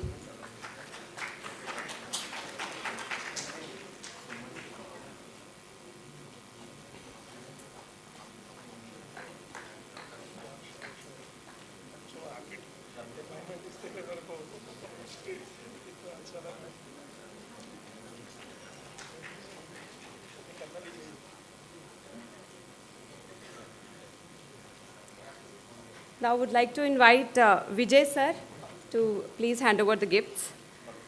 Ankit Rath.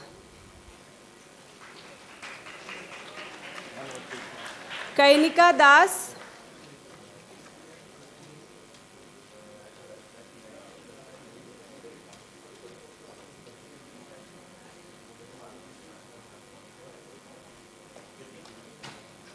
Shravasti Bose. Avirul Srivastav. Akarsh Arora.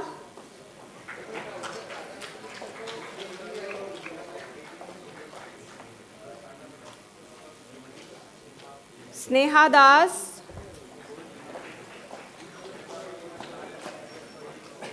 Kashish Santuka.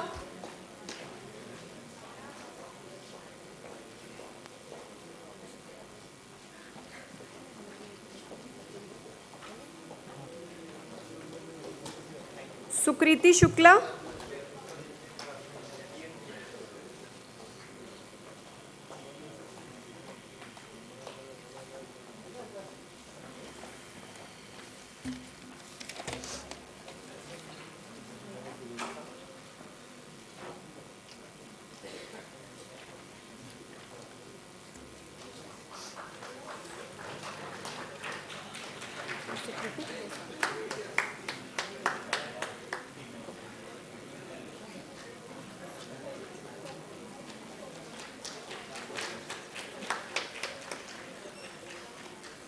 Now I would like to invite Shailesh sir to hand over the gifts, hand over the certificates. Abhigyan Mohanty, Rajesh Behra, Arman Agarwal, Aryan Thakur,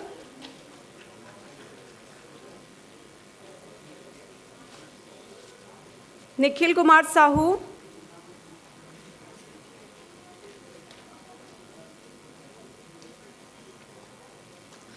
Sai Shakti,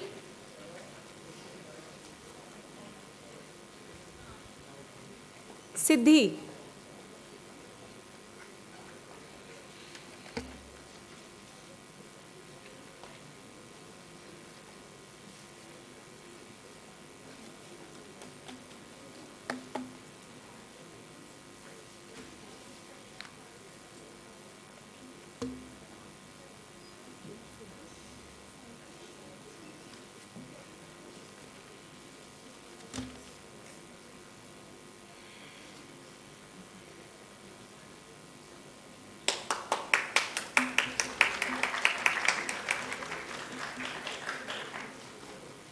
one more. Sir, one more student is there.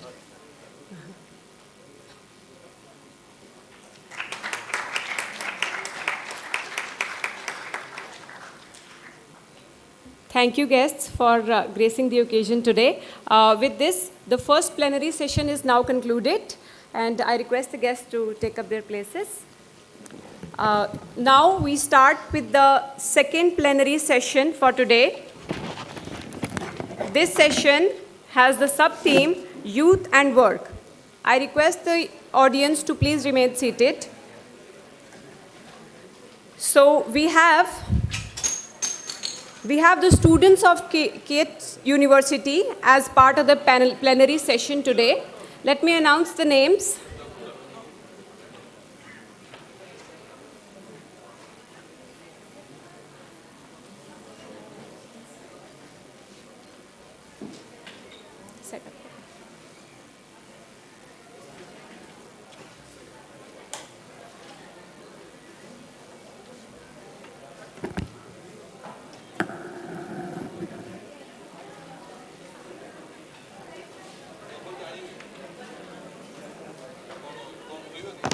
Request the audience to please remain seated.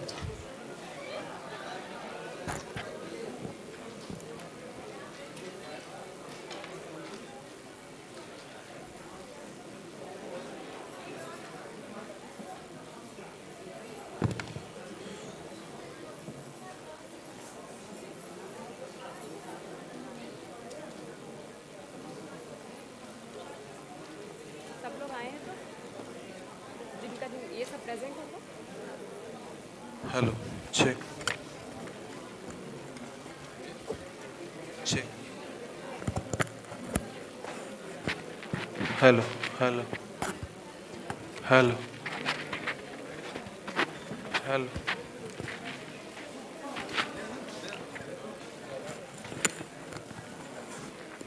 Hello, check.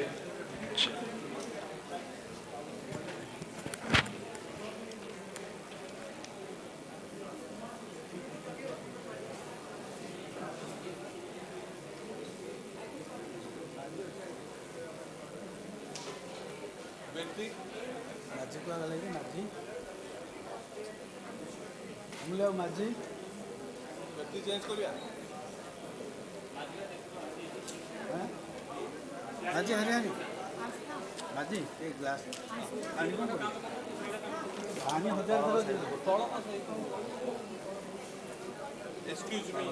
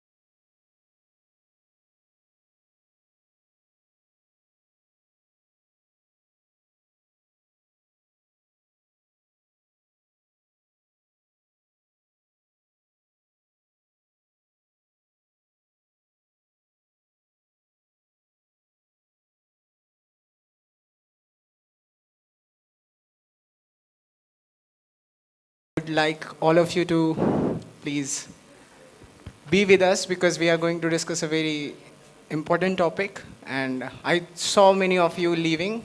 Don't worry, this is an interesting session by the students and for the students. So myself, Aishwarya Tiwari from the School of Mechanical Engineering.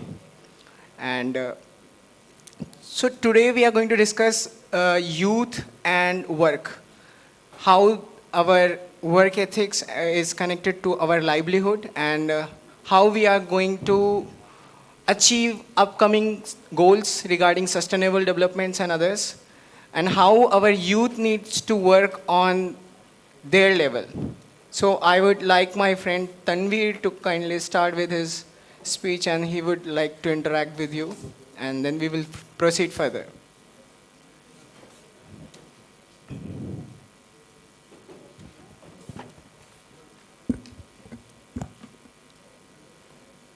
Can we just skip this part?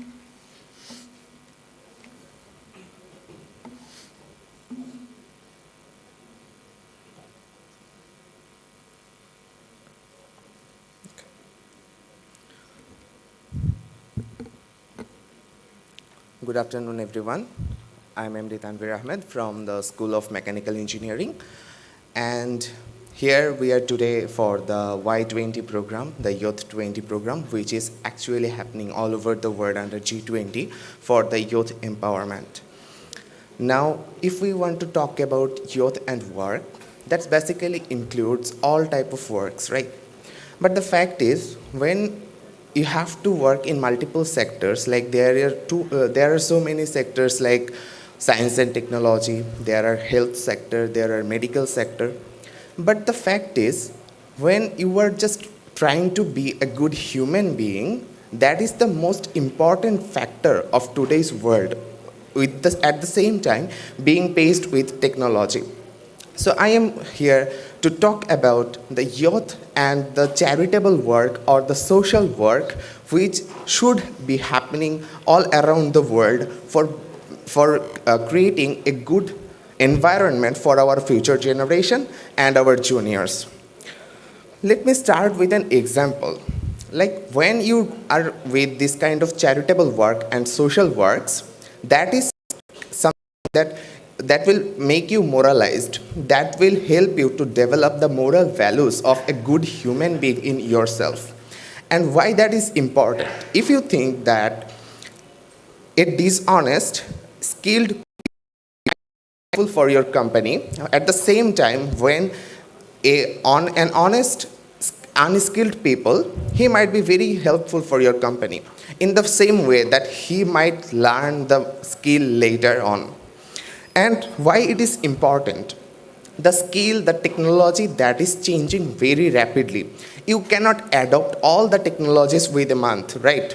So you can continue with learning all of these skills one by one and taking long time. But your personality, your charity or your characteristics that only build up from the very beginning, from the very childhood of your life. So the same way, you have to keep practicing this kind of good work. Otherwise, this kind of personality keeps changing with the impact of other personalized people. So that's why it is very important to carry out with your charity work, with your social work, and to actually develop the humanitarian ground in yourself. Now, we have to think that the society and the entire world is advancing forward. But there is still some norms which is actually resisting all kind of advancement in today's world. And that is actually lagging behind our society. That are, number one, the gender norms. Number two, the racial and ethnic norms. Number three, the religious norms. Number four, the economic norms. And number five, the conservative norms. Now you have to think about what the gender norms actually do. When we say the word youth, that doesn't mean only the male or the female youths of your society. That includes everyone. So if you have the gender inequality or gender discrimination type thought in your mind, you cannot go forward, right? So that is the basic norms, which is that is the basic problem of our society nowadays, that some people are not thinking in the same way. So if we practicing something of equality and respect, mutual respect to each other, that might be eradicated from our society, that gender norms, and the society might progress forward. Number 2, the racial and ethnic. If you see, even India, there is some ethnic discrimination and the racial discrimination, and that is also not good for your country, because in your 100% youth, there is 25% youth from ethnic and 75% from the mainstream people. So if you just focus with the mainstream people living behind that 25%, it's not something worth it, right? So you have to focus on each and every youth of your country, so that we can make their contribution at the same time. Number 3, the religious manners. This might be a big reason for India also, and some of the countries which are basically religion based, like India, Saudi Arabia. They are particularly focused on some religions, and there some minority oppression is happening. So that is also not the process, and it is basically prohibiting us to go forward. Number 4, the economic norms, and this is very significant for today's youth, right? When you are just thinking about the economic progress, that will create some capitalist mentality inside yourself. And this capitalist mentality later on converts into selfishness, and then some dishonesty, the greed to money, and that will create an unhealthy work environment, and that is not good for your youth society, right? So when you will be connected to your charitable works and building up your humanitarian ground and all the moral values of a good human being, that will be eradicated from our society. And lastly, the conservative norms. That's where basically some people get toxic with working experience or working environment, and at that particular place the liberalism should be practiced to overcome this kind of conservative norms. Now someone may question me that if we can work towards the science and technology part, we can work on the health part, why we should invest our time in charitable work? What we will get?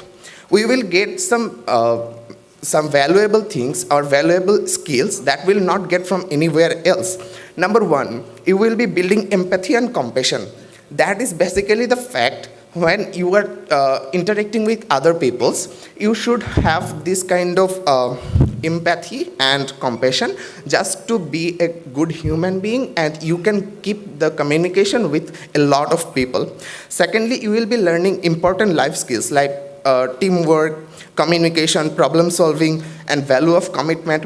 This type of skills will be developed inside yourself whenever you are working with some other people or some other group of people for different kind of fundraising events or for a big calamity of your country. This skill you will be getting. Number 3, the mental health improvement. When you will help someone, that will give you some sort of happiness, and some studies, researchers says that when you are helping someone, the feelings of happiness you are getting, that is basically reducing your stresses, and that will help you mental life. So that is also important for your mental health. And lastly, some meaningful social communication, which is basically very important for today's youth to go forward. Because there is too many experienced people in this world who are not in the perfect age range to pace up with the technology. So we have to collect those type of experience from the experienced people, from the senior citizens. At the same time, we have to keep pace with the technology so that we can combine both of the things and bring something new. And that is why whenever you are doing this kind of charitable works and social works, you will meet some other same type mentality people, and they will help you to carry on the pace and in case of your mental health. Now, let me introduce the final 2 conclusion line that what youth should do. Number 1, participate in decision making with senior citizen will make them humble. What does it mean? When you will work with charity people, charitable work, you will meet with so many people and you will work in decision making, in problem solving situations. And that will help you in case of decision making problems, and that will make you skilled in this particular sector. And when you will do this with some experienced people, your chances to do mistake will get reduced, and all type of barriers from your success will be removed. And lastly, we have to make our youth responsible for their own activities, like what I am doing today, how it will impact me or my senior citizen or my junior citizen in the future, that I have to think about, and I have to control my activity, or I have to control my emotion in such a way. Now world will progress with the pace of young people. Senior citizen will be more proud, and juniors will be getting good leaders to idolize and continue the good deeds in future. Thank you very much. Thank you, Tanvir. Thank you.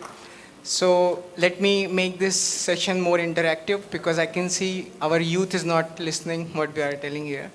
So how many of you are from a background where your father ever told you कि हम पहाड़ cross करके school जाया करते थे?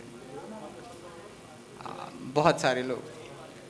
So do you know that today's world we are using social media like Instagram and YouTube Shorts. They have reduced your attention span, and it is like 15 to 30 seconds only. And there was a research which was conducted, and it shows that there is a term known as dopamine detox, and it is really harmful for you. And yes, now I can see everyone is listening, because it is really interesting topic. So please don't go. Listen to the fullest, because you are going to get a lot of it from it. So suppose I say that your attention span has decreased. Now this attention span, what it does is it directly affects your work ethics. Suppose you are going to sit and work, what you will have, like problem you will face is that your phone will call you, Aja, come here, use me. This is because the social media algorithm was made, be it Mark Zuckerberg or whatever company you see, the social media, WhatsApp, any. So their notification section itself is a very addictive way. It was made in a way that it is very addictive. For example, if you are going to not use social media, then it will show you a pop-up that someone liked your picture or someone commented on your picture, and you would immediately go and reply. Now, as a motivated youth, which is of course satire, you will think, I will use only 15 to 20 minutes, then I will go back, sit and study. And then I will study for whole night. Maybe 8 hours, 10 hours, or 12 hours. Isn't it? Do we do that, right? Before exam, we think that in one day we will finish all our work. And before exam, till last day of exam, we think, like we have whole day. एक दिन में पूरा syllabus खत्म, mid semester का. But तुम्हें पता है, your phone, that will never let you do that. So suppose if you want to finish your work, what you will do is you will cross your threshold. And that thing is known as monkey mindset. So they are international students, otherwise मैं हिंदी में बहुत better way में समझाता कि what is monkey mindset. Still, there are people who are using phone because they have monkey mindset where their phone guides them. And their brain releases a chemical known as dopamine. Dopamine is supposed to keep you happy, but excess release of dopamine will make you sad and stressful. So, there's a smiley ball, yellow color. Do you know why it is of yellow color? Anybody? Anyone from the audience? Yellow color is smiley ball. It is meant to be yellow because yellow color is soothing, because it absorbs your brain cells, that it makes your brain captive of soothingness. And then you think you are happy. Now excess use of social media like Instagram and like whatever, shorts, they are made of 15 second to 30 second because they want money. They are business minded people. They want you to have their attention span. So those who are very well at YouTube, there is a section at YT Studio where there is an impression click-through rate. So suppose you are using a social media And you want to be motivated, but you will never be motivated because that has decreased your attention span. So, हमारे ज़माने, like our father, ma'am, and everyone who has studied before 2005, when there was no phone, no social media, they have like long sitting hours, they have long working hours, because they can sit and have attention, they can concentrate, they can focus on a particular task. But we as a youth had to work, but since you have wasted the other day, you will again use phone, and the next day, then the next day, and the next day, this life cycle goes on. Now I would like my friend Soham to kindly enlighten our youth on this topic more, and then we will proceed further.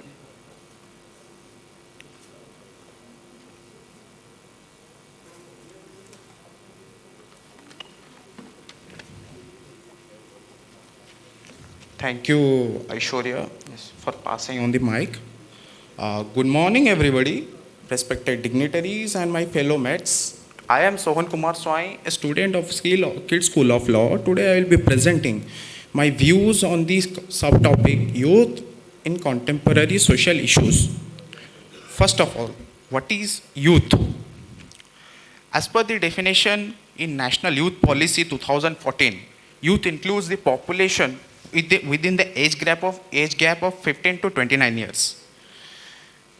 Our Honorable PM Modi ji in Bloomberg Business Forum in New York, in United States, stated, the growth of India is facilitated by India's demographic dividend and young and talented people. India today is one of the world's biggest believer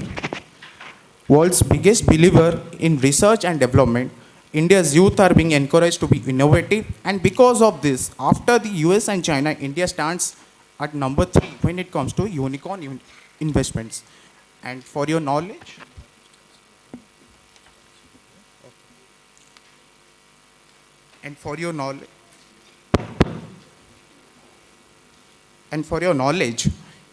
what does the term unicorn means? Unicorn means that it is a company which has not been listed, but it is valued above $1 billion. But still, in the current context, we have many challenges, which I am gonna describe in few more minutes. First of all, the employment. Over 30% of youth in India aged 15 to 29 between the 15 to 29 years are not in employment, education or training. This is more than the OECD average, and almost 3 times of that China. Need status of youth results due to not enough quality jobs being created in the system, and because youths have little incentives or face too high a constant to be in education and training system. So this employment issue, it is now being addressed by the government in the form of a government scheme, that is Deen Dayal Upadhyay Gramin Swarojgar Yojana, DDU-GKY. It provides vocational training to the youths, and it also facilitates them to work at new sectors. Now coming to another issue that we have present, drug abuse. Due to India's close proximity with opium growing countries like Pakistan, Afghanistan, Bangladesh, we have a illicit trafficking of drugs between the borders, and it is one of the most dangerous impediments in the growth of an economy and a nation. So India is facing a serious menace of drug trafficking, and as a spillover effect, drug abuse, especially among the youth, is a matter of concern. Being a signatory to all 3 UN conventions and SAR convention, India has enacted Narcotics, Drugs and Psychotropic Substances Act 1985 and Prevention of Illicit Trafficking of Narcotics, Drug and Psychotropic Substances 1988, which country is addressing various aspects of drug problem. So as for the NDPS Act, even though as a student of law, I can say that people, even though it only targets, the objective of the law is it only targets the drug peddlers, not the drug consumers. this law, it doesn't have any, this law, it doesn't have any provision where a drug menacing could be contained. It is a penal provision, and it is not a welfare in its own also. So, for example, recently during the Aryan Khan, the famous Aryan Khan case, he was charged under this NDPS Act, as he was and he was also in possession of certain drugs, that is marijuana. So he was charged under this section, but ultimately it led to that he was a consumer. He was a consumer and not a supplier. So this drug abuse, so ultimately he was released and acquitted. Now we'll be coming to another one of the important aspects, that is suicidal tendencies. As my friend Aishwarya, he has mentioned about this. This due to monkey jumping.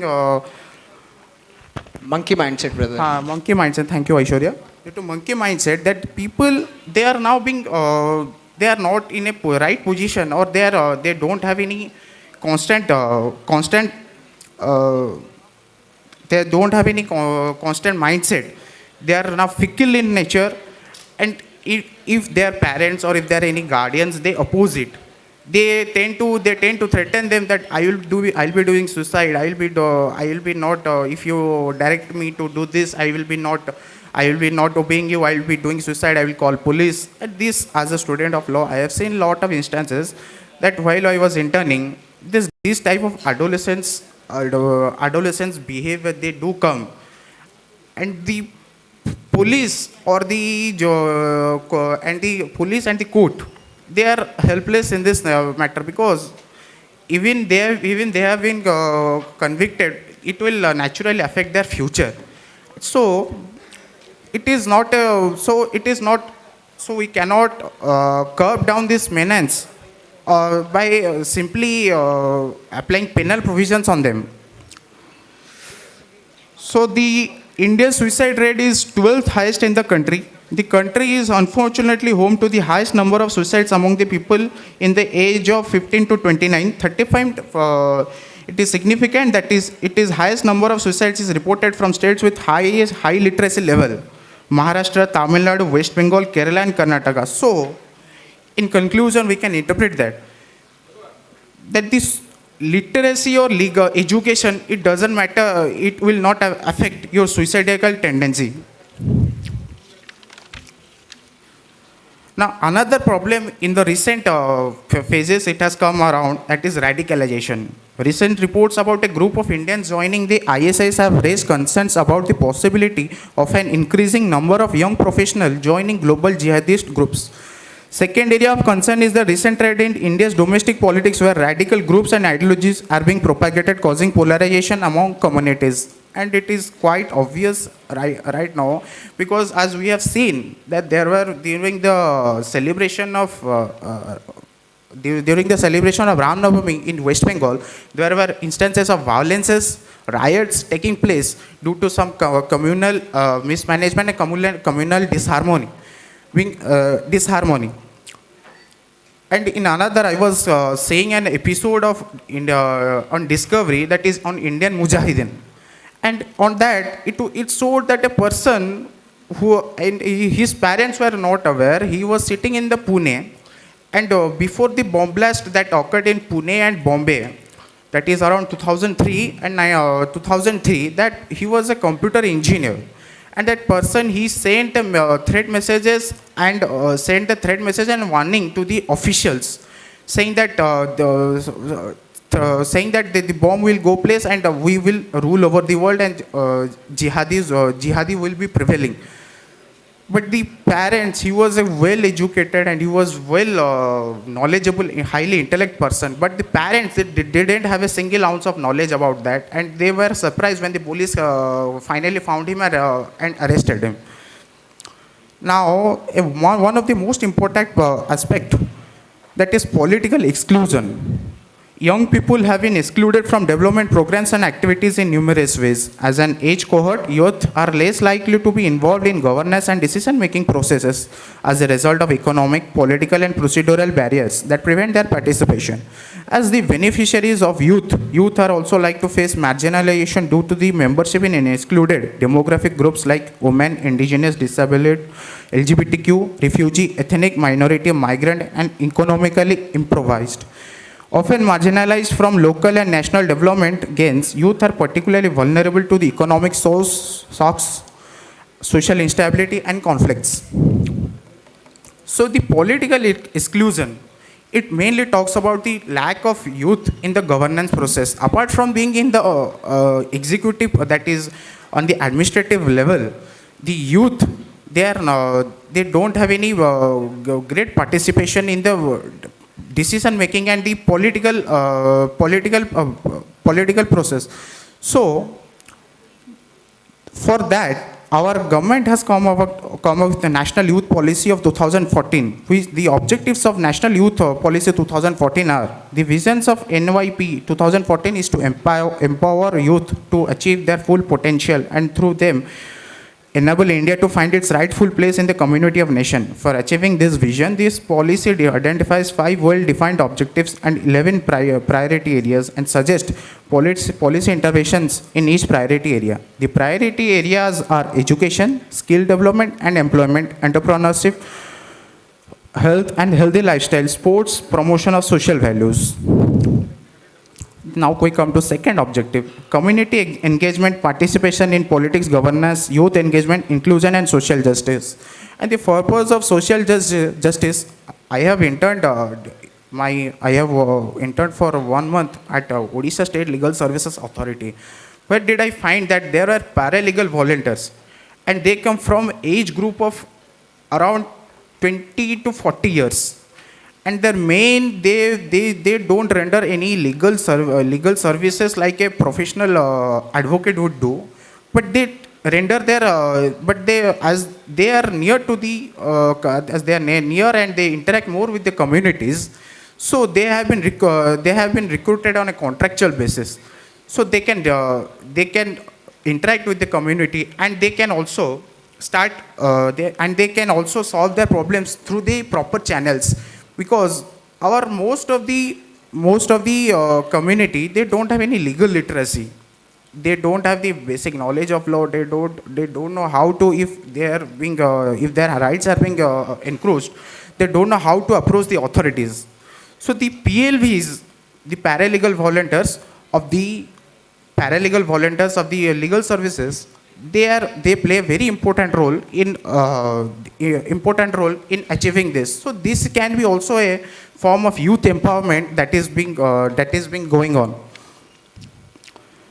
So the third objective of the NYP, the focused approach on youth development and empowerment involving all stakeholders and envisaged in NYP for 2014 would result in development of an educated, healthy young population who are not economically productive but are also socially responsible citizens. Contributing to the task of nation building, the NYP 2014 proposes broad policy interventions for the youth consistent with the 12 planned priorities and does not propose any specific program and scheme. Having financial implication, all concerned ministries, departments would be requested to bring focus on the youth issues within framework of their plans and programs and schemes. Now I will be taking another example of a youth empowerment. If you turn back our pages from ancient Odisha, there is a Odia folklore of how the temple of Konark it was built. The first king, the king Langula Narsingha Demba I of Gangabansa dynasty, he recruited 1,200 workers to build that sun temple. After a period of span of 12 years, the sun temple, it was not completed because the temple crown that we call Kalash, it couldn't be installed by the 1,200 workers. There comes to the picture our main protagonist, that is Dharmapada. He was son of the... Sorry to interrupt, brother. Finish fast. We have only 5 minutes per person. Okay. So he was Dharmapada, the son of the head carpenter, that is Bisu Maharana. he was 12 years of age and he didn't have any skill or carpentry.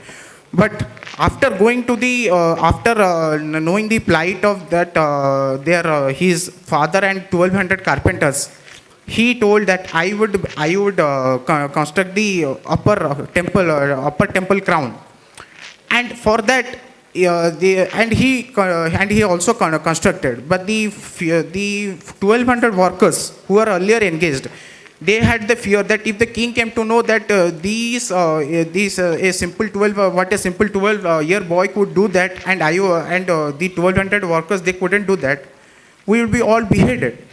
So after that, so he sacrificed and jumped into the river so that the life of 1200 workers can be spared. On that concluding note, I would conclude my interaction with you. Thank you. Jai Hind, Jai Bharat. Thank you, Soham. So, how many of you watch motivational videos? Of course you do. Come on. So, basically, the motivational videos you watch is something which is also harmful for you, because when you watch motivational videos, you get adrenaline rush, but once that adrenaline rush is down, you stop thinking and you go to bed and sleep. So I would like my friend Shweta Samal to speak more on this youth and work interaction, then I will enlighten you more on this topic. So please give a round of applause for her. Top of the afternoon to all of you.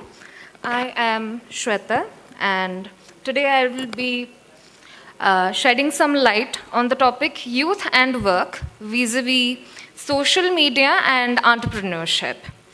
So the age-old adage still holds true, that a nation's greatness is not measured by the size of its territory, but rather by the quality of its ideas and ideals. And who better to shoulder such a Herculean responsibility than us, the youth of India, the youth of today, the youth of now. We are 600 million strong, aged between the prime of 18 to 35 years. The scales could not have tipped on our favor more favorably than now. So, the number that we are at, we have surpassed the military budget of many countries combined together. And that would put us more favorably in the world's list right now, more than ever. As defined by Oxford, work is any activity involving the mental or physical effort done in order to achieve a purpose or result, and boy, oh boy, we have a lot of work to do. The most quintessential ignition, perhaps, that drives nation building is youth. It's us, all of us in this together. So the next obvious question is, what medium mobilizes information and catapults the ordinary into the heaven of greatness, accessible and available at the tip of our fingers, emulsifying mirages and magnificence into the perfect little icons on our mobile screens? The answer, social media. And if the recent published data is to be believed, there were 398 million users aged between 18 to 35 who started using social media at the start of 2023. That puts us at 40.2% of everyone in India who's right now using social media. So let me just Aryabhatta this out for you. If I were to take all those great many numbers and emulsify it and put it in a more succinct sentence, it would be social media is where the youth is at, Vogue is where youth is at. So by Euclid's axioms and postulates, social media and youth together is where Vogue is at. Now, it is not Spiegel's Snapchat, it's not the meta-driven WhatsApp or Instagram which is taking the world up by storm. It is the melanin pigmented South Asian brown men and women who look exactly like you and me who are taking up a revolution, helming a revolution that is going to change the face of India globally by this year. As the traditional and the classic career options get saturated, it is social media and its associated entrepreneurial opportunities that offer up a world so wildly ephemeral and eternal that social media has become the breeding ground of undisputable fame, unprecedented career building, and unconditional trend setting. So there is this slight memory that I have that I would like to share with you. Many of you might know Lily Singh. Does any one of you know Lily Singh? Okay, I see some hands raised up. She usually calls herself by the name I, Superwoman I. She was a brown kid from Scarborough, Toronto. She started out at her parents' home as a tiny snippet of a YouTuber who was in the deep throes of anxiety and depression. But with the help of YouTube, with the help of social media, she's right now serving as the UNICEF Good Ambassador. Isn't that a proud moment for all of us? Let's talk about Liza Koshy, a second Indian girl who quite cutely and tenderly refers to herself as a little brown girl. And I see many little brown kids right here in this auditorium who I know can mobilize information and can catapult us into the world stage in such a manner that is unprecedented. Now let's talk about our very Indian origin, mostly sane. Does anyone know her name? Prajakta Kohli. I see some hands, Prajakta Kohli. Right now, she sips tea with Michelle Obama. She's serving in the UN as a climate change YouTuber and also as a global creator for change, mobilizing information on education. And she is doing so while creating waves regarding education and its limitless expanse in the world, right now as we speak. So, what I would like to basically say is it's not just through entertainment that all of this is happening. If any of you are following, does anyone here follow Dr. Cuterus? Okay, I see some hands. Does anyone follow Dr. Agni? Okay, I see another hand, the same hand.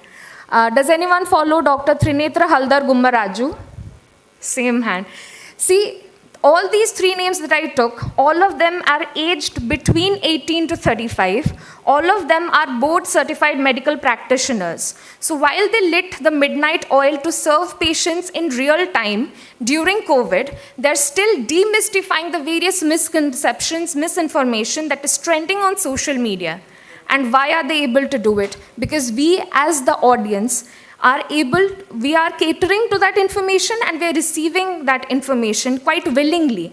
And that's what makes social media such a huge revolution for all of us.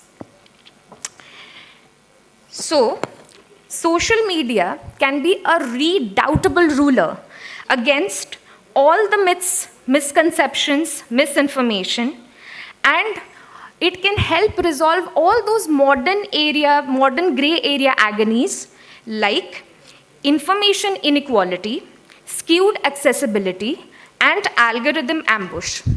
So now I would like all of you to answer some questions that I will ask.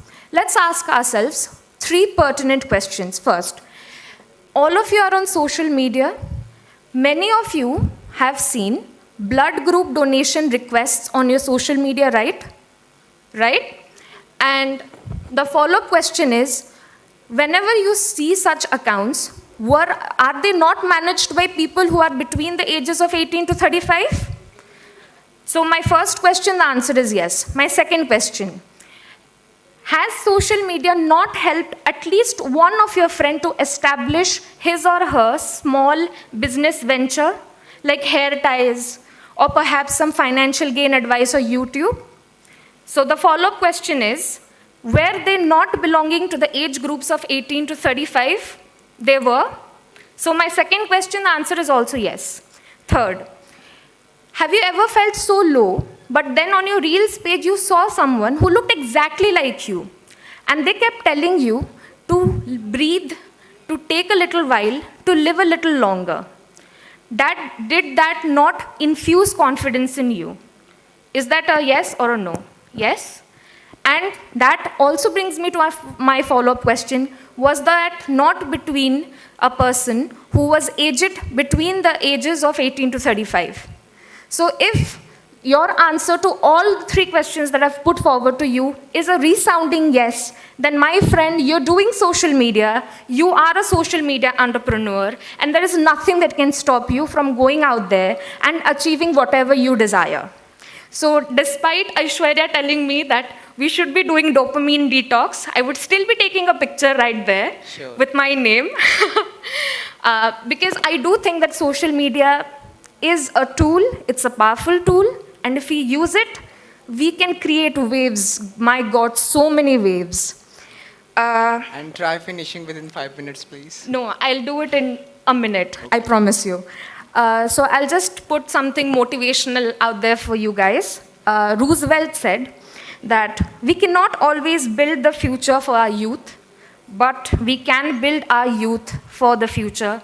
And every brown-skinned person that I see here today, every student that I see here today, I know that you have the capability, you can mobilize social media, and you can go out there and do whatever you want, and you will get success. I shall leave you with the distinguished words of Swami Vivekananda: arise, awake, stop not until the goal is reached. Thank you. Thank you, Shweta. And your speech was really good. And when I meant of dopamine detox, what I meant of saying was, do not use it negatively. Because overuse of anything is harmful for you as a person and harmful for your sleep cycle, your health. And since we have limitation of time, I would like other panelists to kindly finish their content within 5 minutes. Before we proceed further, I would like to ask you, how many of you want to have this ambition of having more than 100K followers on Instagram? That guy. I know every girl sitting here wants that. And every boy here, they want that they should be famous, their reach should be high. Because we today live in a world where your social media numbers tell you how important you are in someone's life. For example, suppose I have 1 million subscribers, you all will listen to me very carefully because you will think, oh, I have something nice in me. But I will quickly, like very quick, I will tell you the algorithm of how to get that thing. And then I will proceed to my other panelists. So if you post 6 videos, 3 morning, 3 evening, 15 seconds videos every day, within 6 months you will be famous. How? Because the algorithm will push you how much content you are putting on Instagram or YouTube Shorts. And when I mean dopamine detox, I want you not to use it negatively.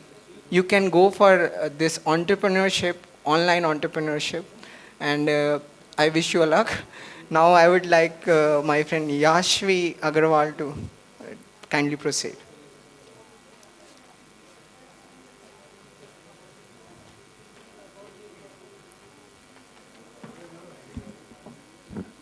Good afternoon, everyone. My name is Yashvi Agarwal, and so youth. India is one of the countries with the largest youth population. More youth means more creative minds. More youth means more innovative minds. More youth means more passion and drive to realize the dream of a better future. Now, innovation is vital for the growth of science and technology.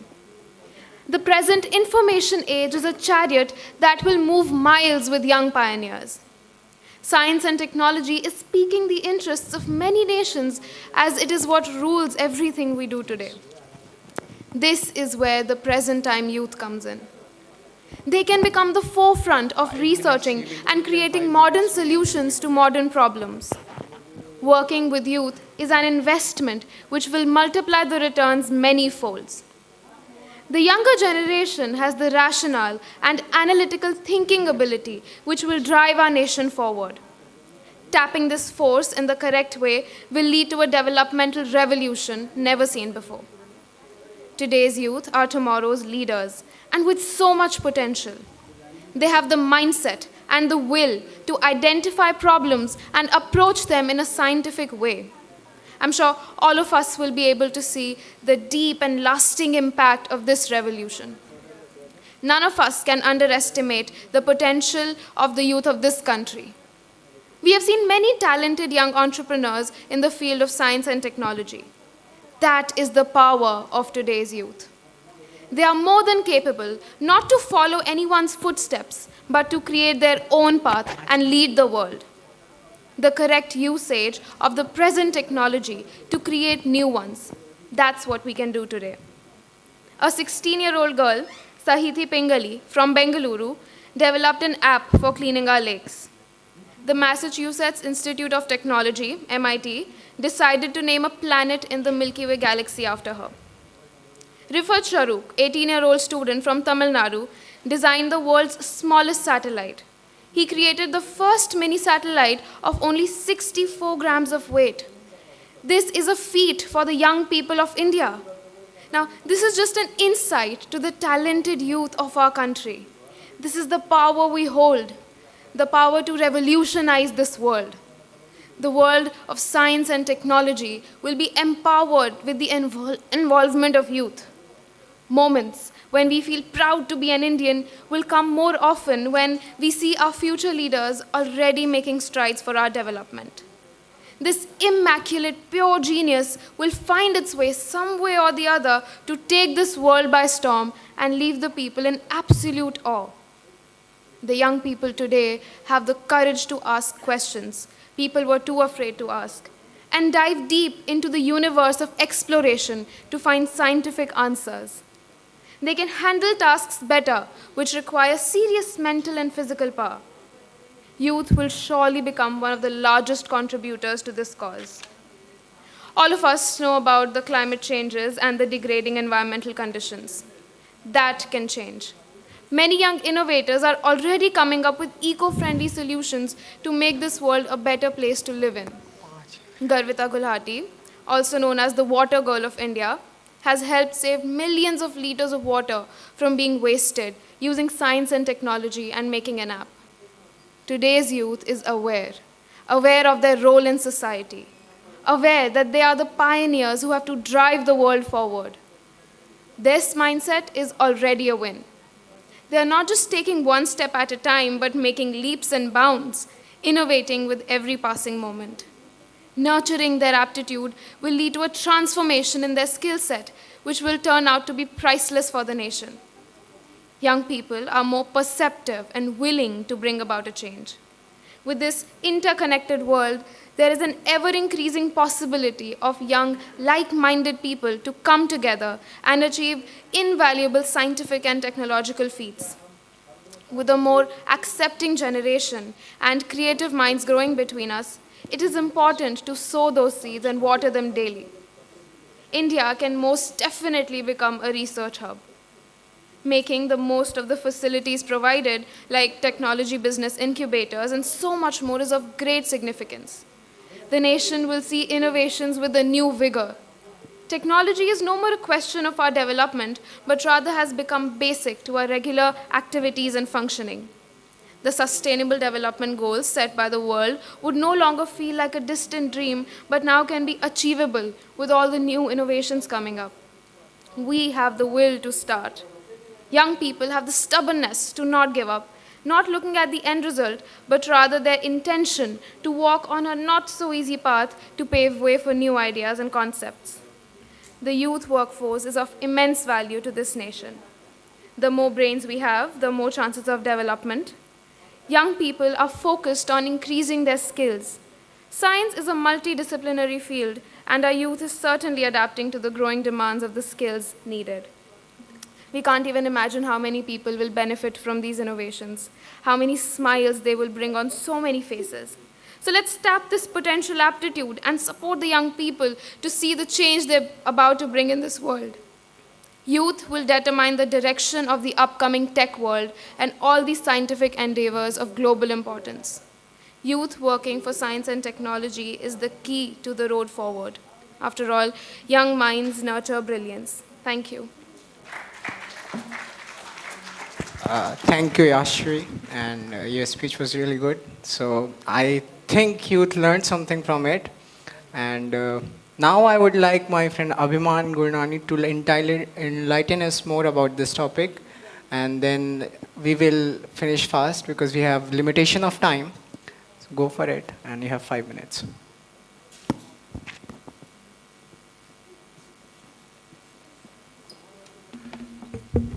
Hi, my name is Abhiman Gurani, and before I start my speech, I would like to thank all the esteemed guests and dignitaries present here for giving me a chance to present my thoughts in front of you. The medical sector, a sector of utmost importance, a sector that requires a lot of attention, a sector that always changes, a sector that always grows. In fact, it is a sector that sometimes becomes the center point between life and death. Such an important sector requires the responsibilities of great young minds that are willing to push the boundaries and give their 100% in the field. Thankfully, India is a country which has abundance of these minds.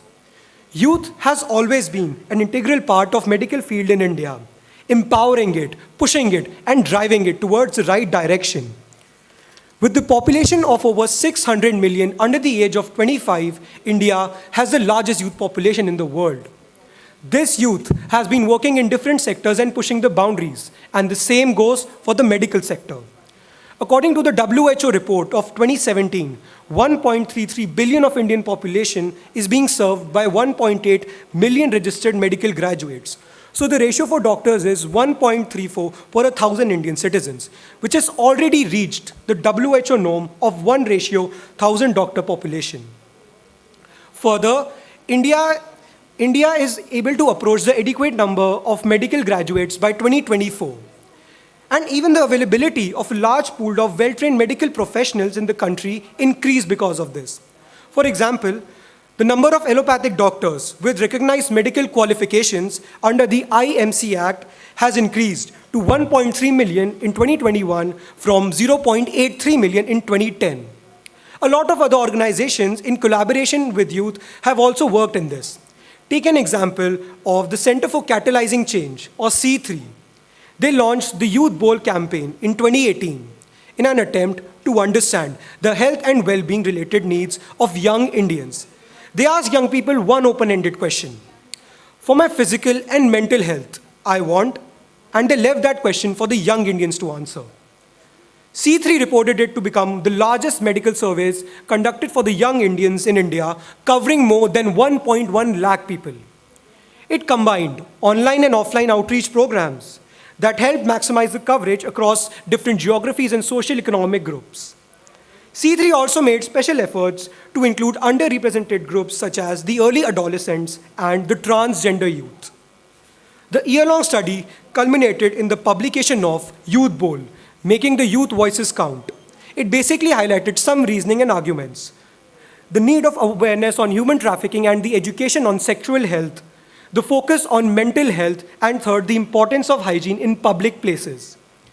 It was clearly understood that the youth didn't think medical issues and well-being as a vacuum. Apart from this, the Health Information Centers, or HICs, are youth-friendly organizations and communities that have been set up and run by AstraZeneca's Young Health Program in India with partnership with Plan International India. It basically had a simple functioning, providing youth-fulfilled activities and providing a safe location for young people to learn about healthy behavior in a fun and engaging way. Also, there are other organizations like Youth Red Cross or Youth for Seva that provide a very good launch pad for the youth to get into this sector. Now, there are also some individual contributions which have been made by the youth itself, which has really greatly impacted this sector. In 2020, a group of young students from Delhi University launched COVID India Seva to provide verified information related to COVID-19. Such as testing centers, hospital beds, and ambulance services. In 2018, a 23-year-old medical student named Rohit Rao invented a device named AirCane that helps asthma patients to breathe better by converting compressed air into therapeutic air. In the end, I would like to quote these lines by Kailash Satyarthi. The power of the youth is the commonwealth for the entire world. The faces of the young people are the faces of our past, our present, and our future. No segment in the society can match with the power, idealism, enthusiasm, and the courage of young people. The youth of today are the leaders of tomorrow. As we embark our journey into the workforce, let us strive for excellence, work hard, and never lose sight of our goals.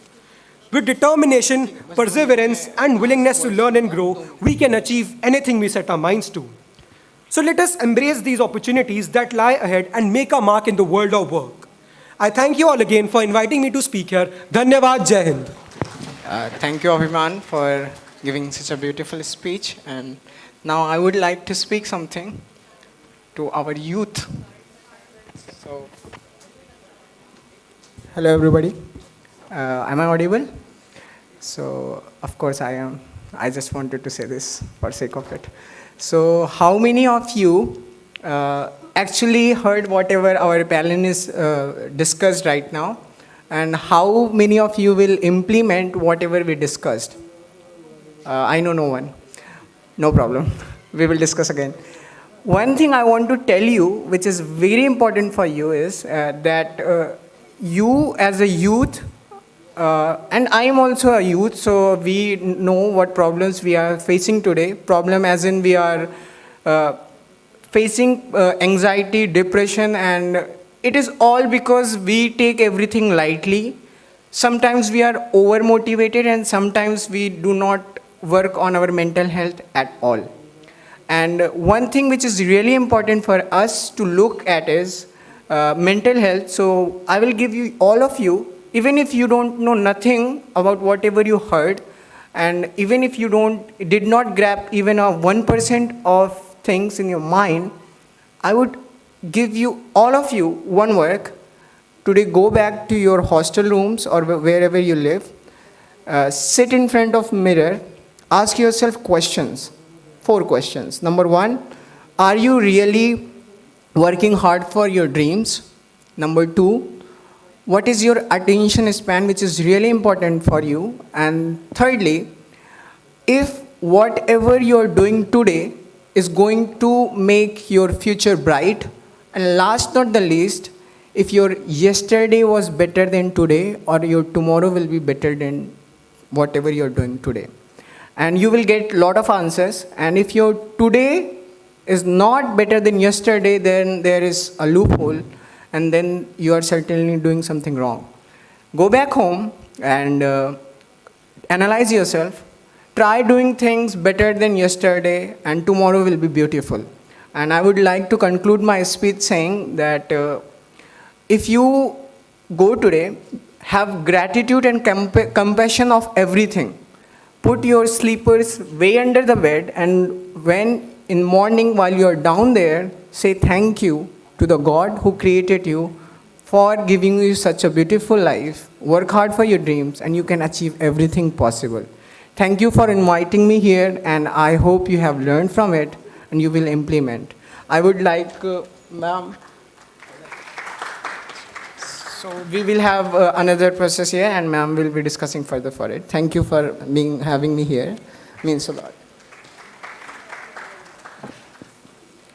Thank you all, our young panelists. I'm sure this was a very insightful and interesting discussion, and I'm sure the students must have also learned a lot. We will now proceed with the felicitation ceremony. I would like to call upon stage Professor Abhishek Kumar and Professor Ayushi Rai Chaudhary to felicitate our panelists. Ma'am, please, sir, please.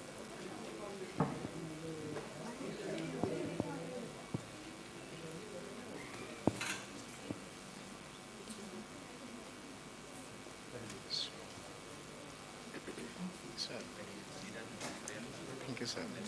Thank you so much. Thank you.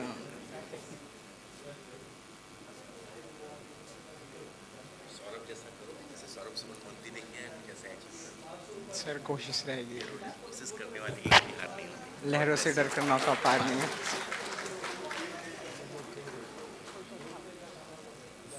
Thank you so much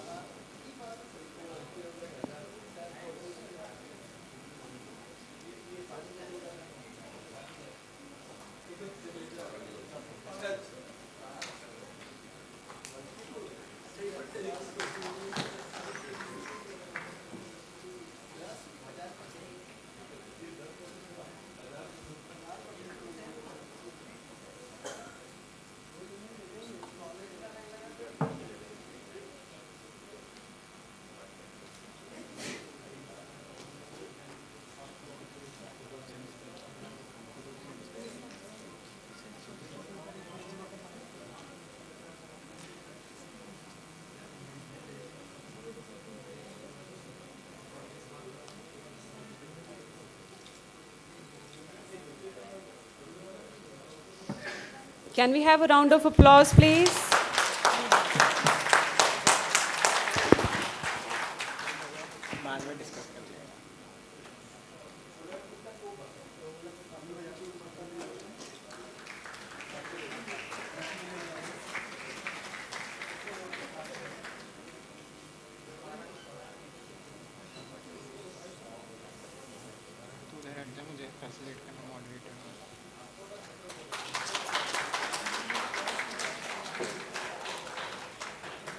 Sir, I would like to thank you for attending our session. And it's a really pleasure you and ma'am, thank you so much for coming to our event and being here. It was really nice of you to be here and interacting with us. So I would like to see you further here. So if we have events, please come. Also, it is being recognized by the students like you. And the way Saurabh is making us proud, I remember 2016 when he cracked the Campus 6 and we have organized. So I'm very sure the day will come that the university is going to be recognized by all of you and will take the university to the next level. God bless you. Heartiest wishes. Thank you so much. Thank